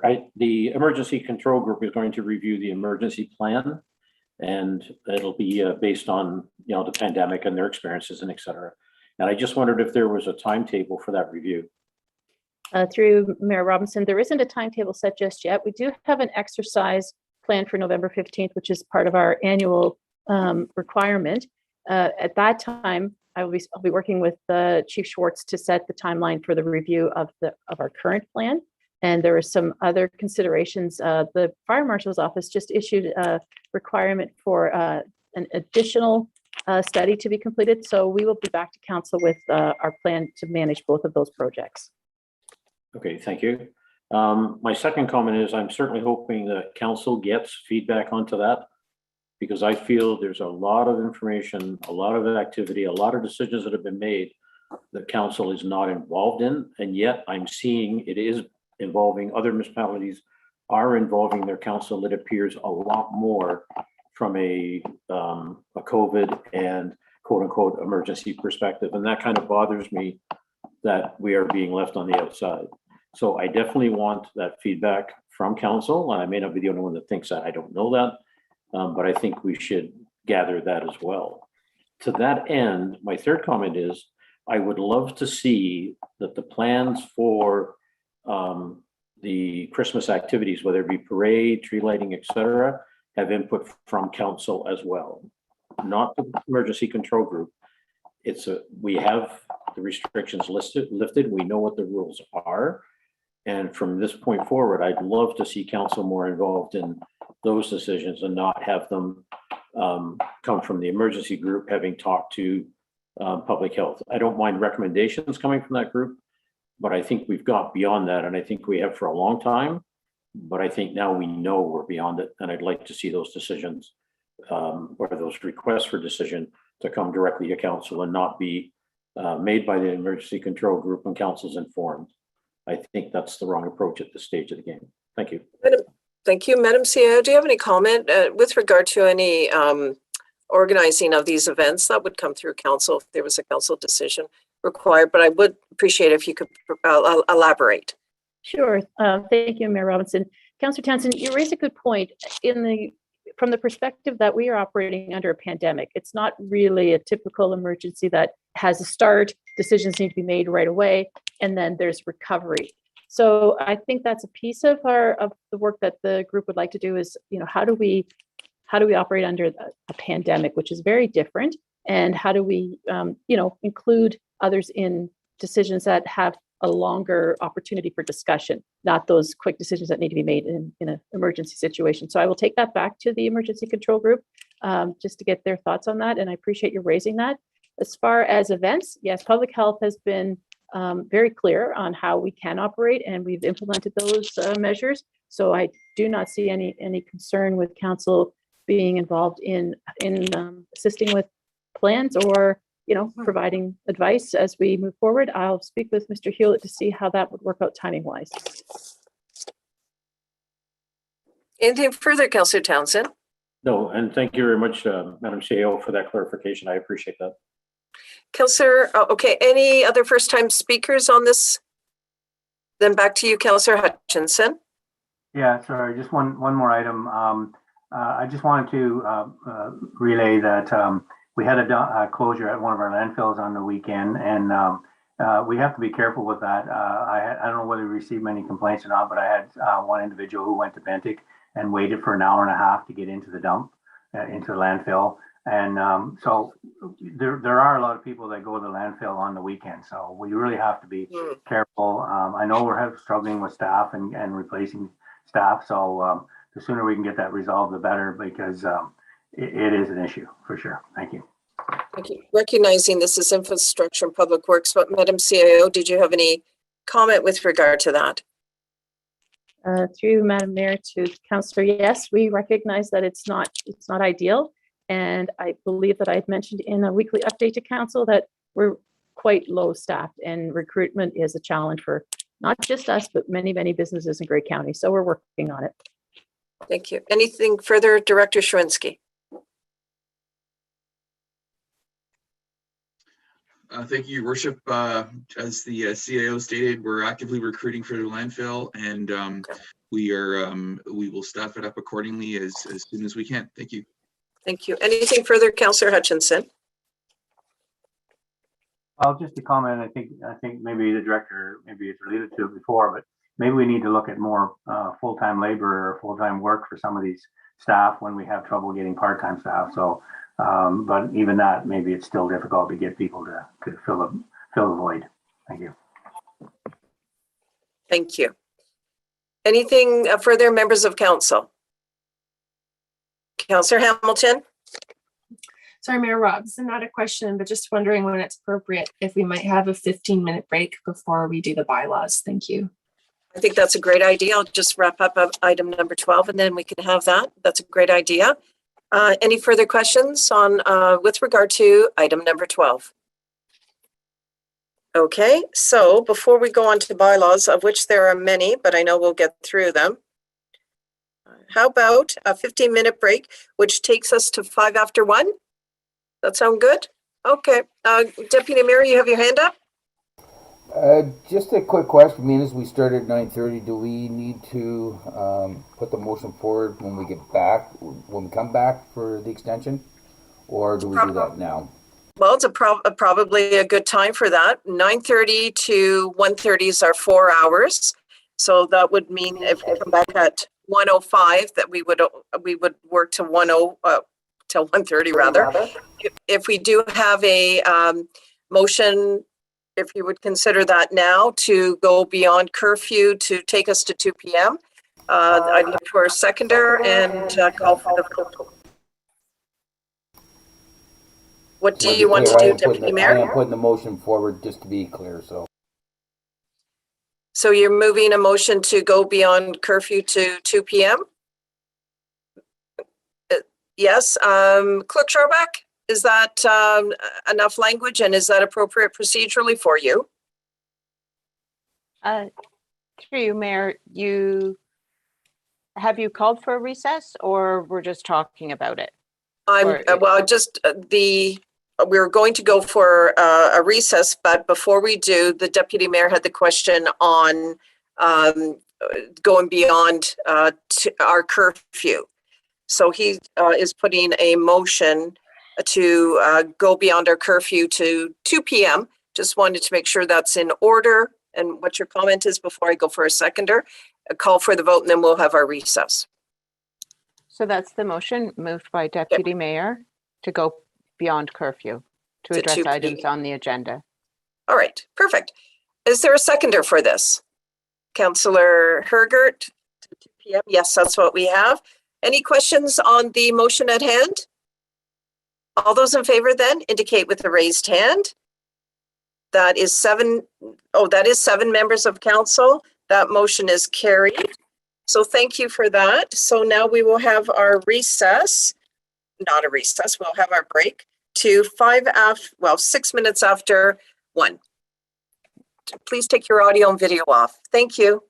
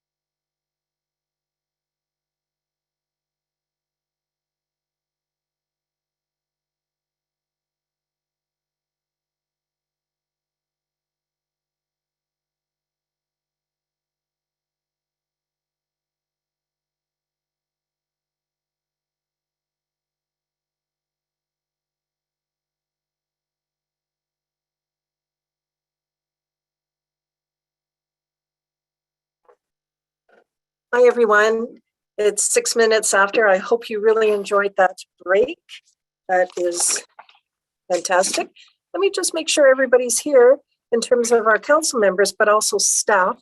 So as I'm counting up the members of council, Clerk Sharbeck, could you please just confirm if there's all the staff that you require to continue? 3, 4. Okay. And thank you, Clerk Sharbeck, Madam CAO as well. Great. So we are 1, 2, 3, 4.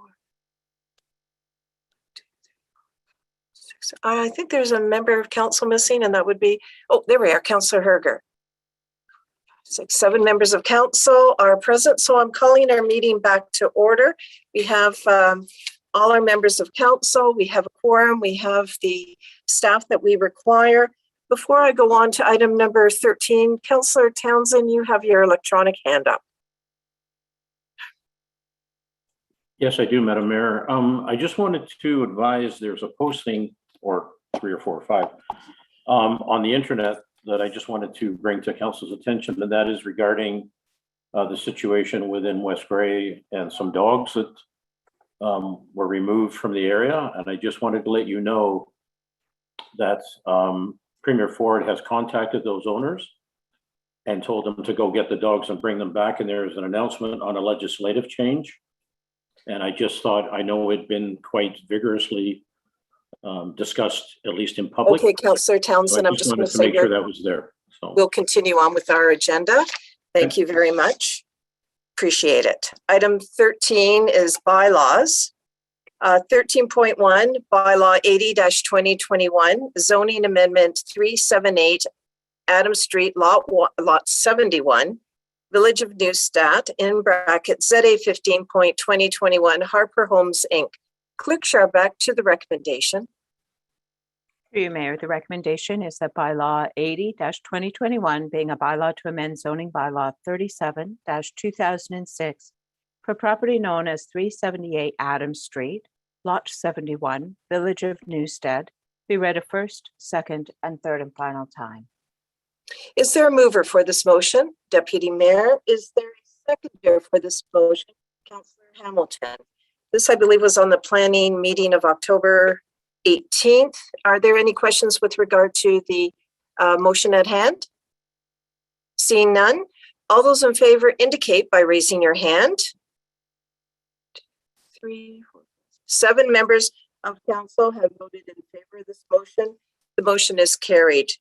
13.2, bylaw 81-2021, zoning amendment, part of lot 17, concession 5, Municipality of West Grey, in bracket ZA 17.2021, Aaron McKinnon, end of bracket. This again was part of the planning meeting of October 18th. Clerk Sharbeck, please to the recommendation.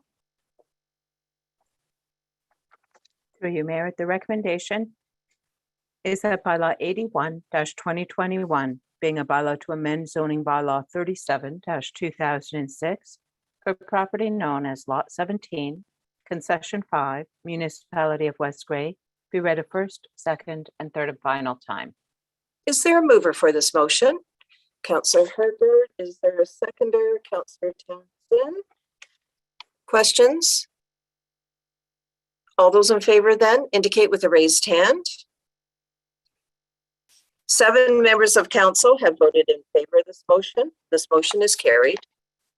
13.3, bylaw 82-2021, zoning amendment, lot 16, plan 505, 496 Garifraxis Street South, Durham, in bracket ZA 19.2021, cobblestone divisions, actually diversion, DIV, Inc., end of bracket. Clerk Sharbeck to the motion, or the recommendation rather. Through you, Mayor, the recommendation is that bylaw 82-2021, being a bylaw to amend zoning bylaw 37-2006 for property known as lot 16, plan 505, 496 Garifraxis Street South, Durham, be read a first, second, and third and final time. Would there be a mover for this motion? Deputy Mayor, is there a seconder for this motion? Councillor Hergert? Questions? Councillor Hamilton? Thank you, Mayor Robinson. Just a clarification question, because I don't recall.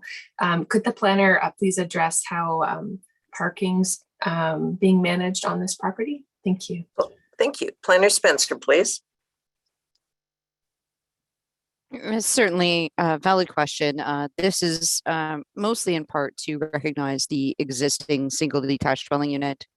This was before a committee of adjustment in order to provide the severance. So this is the implementation component of that process. So there is an easement of the property to the north actually encroaches on this individual's existing single detached dwelling unit. Parking is provided sufficient and meets the bylaw requirements, but it is an existing situation that has to be rectified.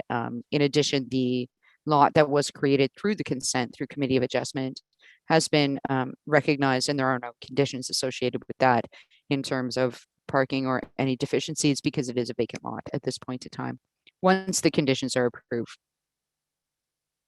Councillor Hamilton? Thank you. I appreciate that. Thank you.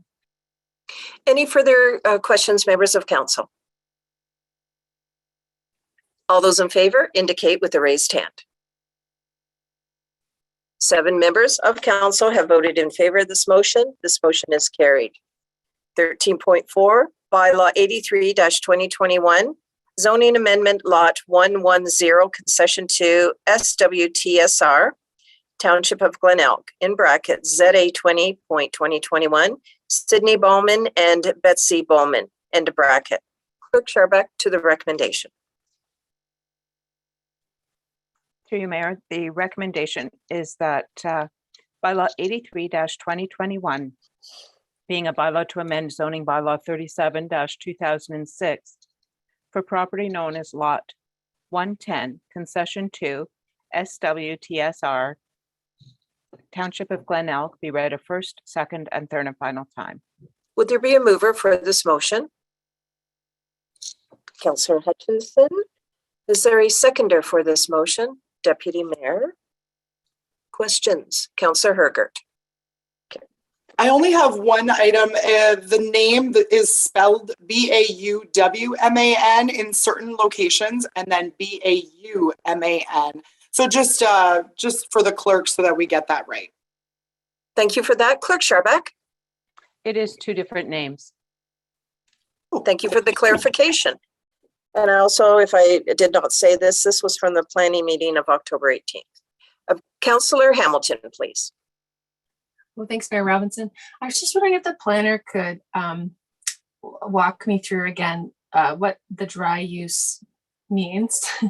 And I guess my other question would be, I know there's a future bylaw here. There's like a culinary business, and we took the time to define what the business was and what their operations were. Is there a place for that kind of definition as well in the zoning bylaw? But I just appreciate some more clarification. Thank you. Thank you. Planner Spencer, please. Thank you, and through you, Madam Mayor.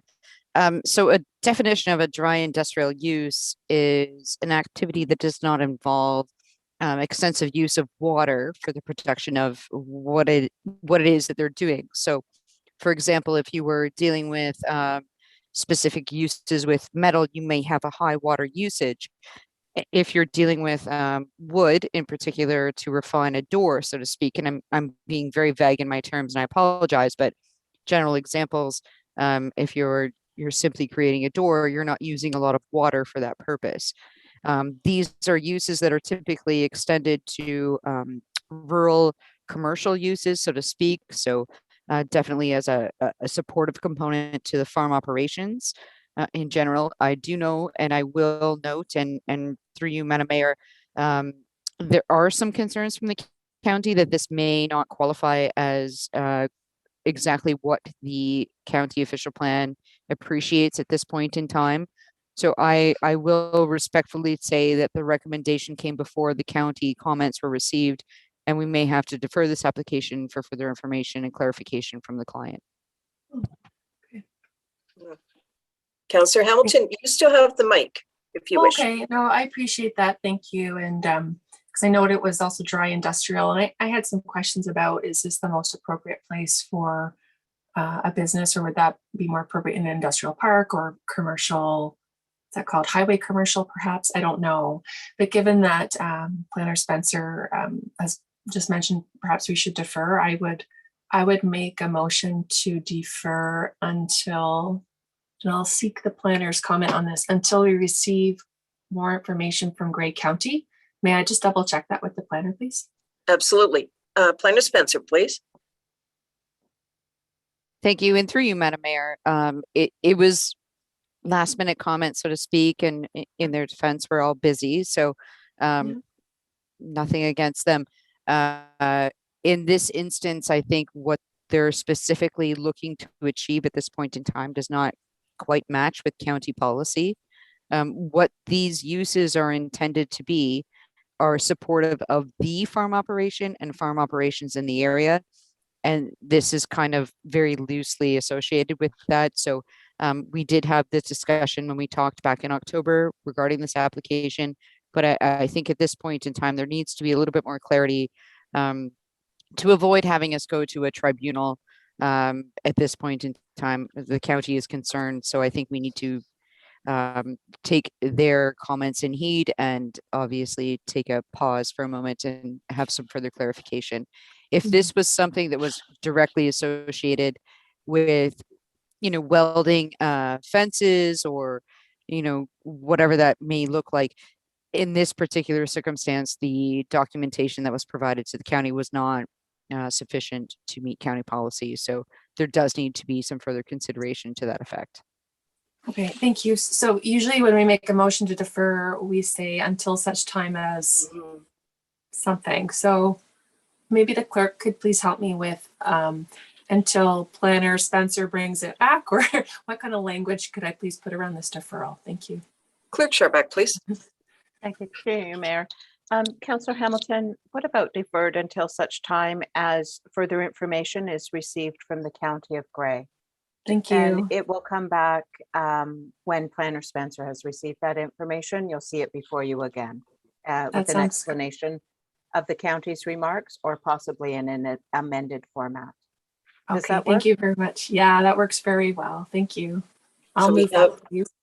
Thank you. We have a mover, which is Councillor Hamilton. Is there a seconder for this deferral? Councillor Hergert. Is there any questions? We will be voting on the deferral.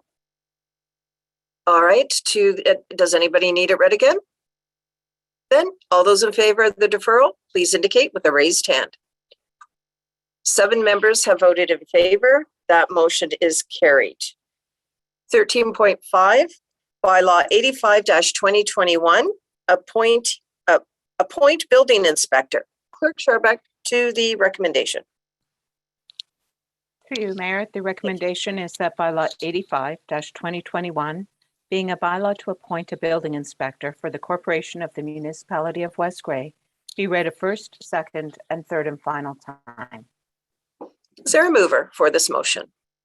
Councillor Townsend, and as a seconder, Councillor Hamilton. Any questions? Councillor Hutchinson.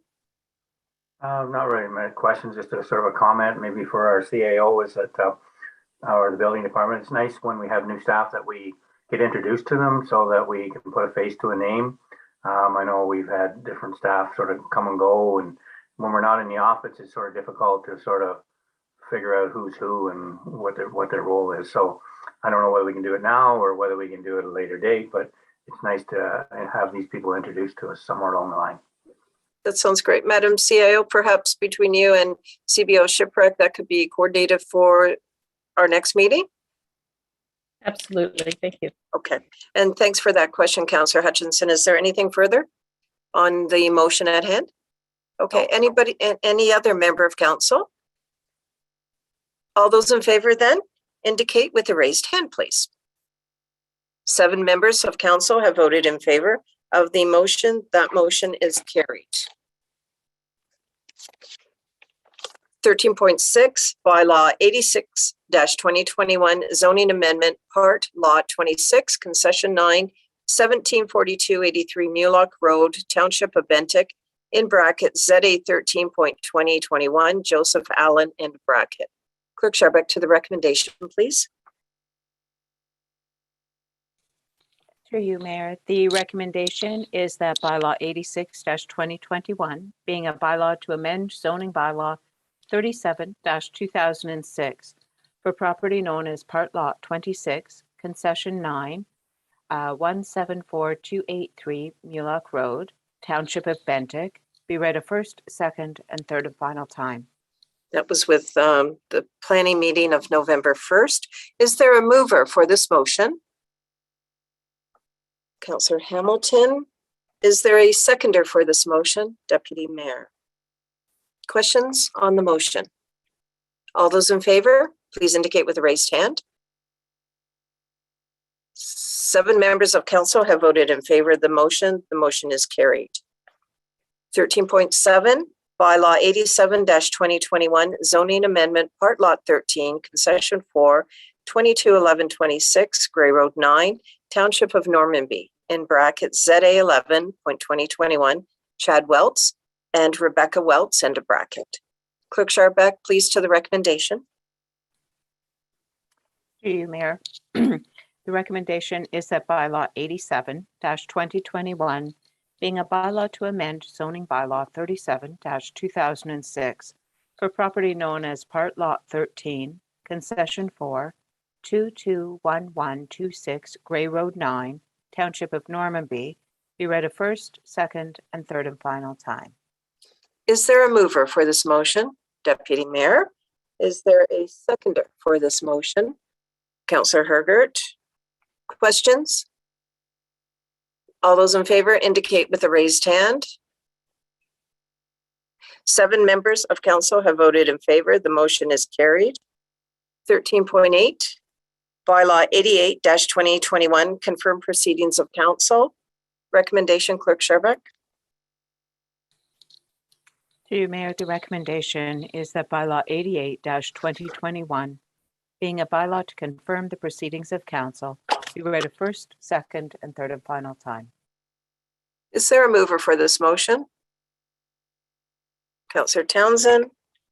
And as a seconder, I saw Councillor Hutchinson's hand is up. Questions? All those in favor indicate with a raised hand. 6. All those opposed? I saw 6 members of council voted in favor of this motion. The motion is carried. Councillor Townsend, I'm just checking your audio. Councillor Townsend, we just had a vote on a bylaw which passed, but I just want to confirm your audio is working. Yes. Okay, good. Thank you. So we're on item number 14 now, which is new business. We have one new business item, 14.1. It's a notice of motion, water conservation program. It's moved by Councillor Hamilton, and I very much appreciate, and I certainly appreciate if the member of council moving the motion would like to read it, but it's an option if you choose not to. Councillor Hamilton, would you like to read your notice of motion? Yes, thank you, Mayor Robinson. So whereas council recently received a report regarding Durham water and wastewater treatment capacity, which predicts challenges for water capacity in the near future, whereas one of the recommendations is to implement water conservation strategies, therefore be it resolved that during the 2022 budget deliberations, staff provide a brief report on the resourcing required and grant opportunities available to develop a water conservation program for municipal assets and community. Is there a seconder for this motion? Deputy Mayor? Questions? All right, all those in favor indicate with a raised hand. 7 members of council have voted in favor of this motion. This motion is carried. Item 15, announcements. In accordance with the West Grey procedural bylaw, comments are not debatable nor shall be introduced new business. Comments shall be limited to 5 minutes per member. With that, members of council, are there any announcements? Seeing none, I will turn the page on my agenda, which brings us to item 16, the closed session. And with that closed session, quick share back to the recommendation. Through you, Mayor, the recommendation is that the Council of the Municipality of West Grade is now go into a closed session at 1:26 p.m. with the CAO, Director of Finance Treasurer, Director of Administration Clerk, and Legislative Coordinator for the purpose of addressing personal matters about an identifiable individual, including municipal or local board employees, and to address a proposed or pending acquisition or disposition of land by the municipality or local board. Is there a mover for this motion? Deputy Mayor, is there a seconder for this motion? I thought I saw Councillor Hergert's hand. Is that confirmed? Yes. Any questions with regard to the motion at hand? All those in favor indicate with a raised hand. 7 members of council have voted in favor. The motion is carried. We will now go into a closed session.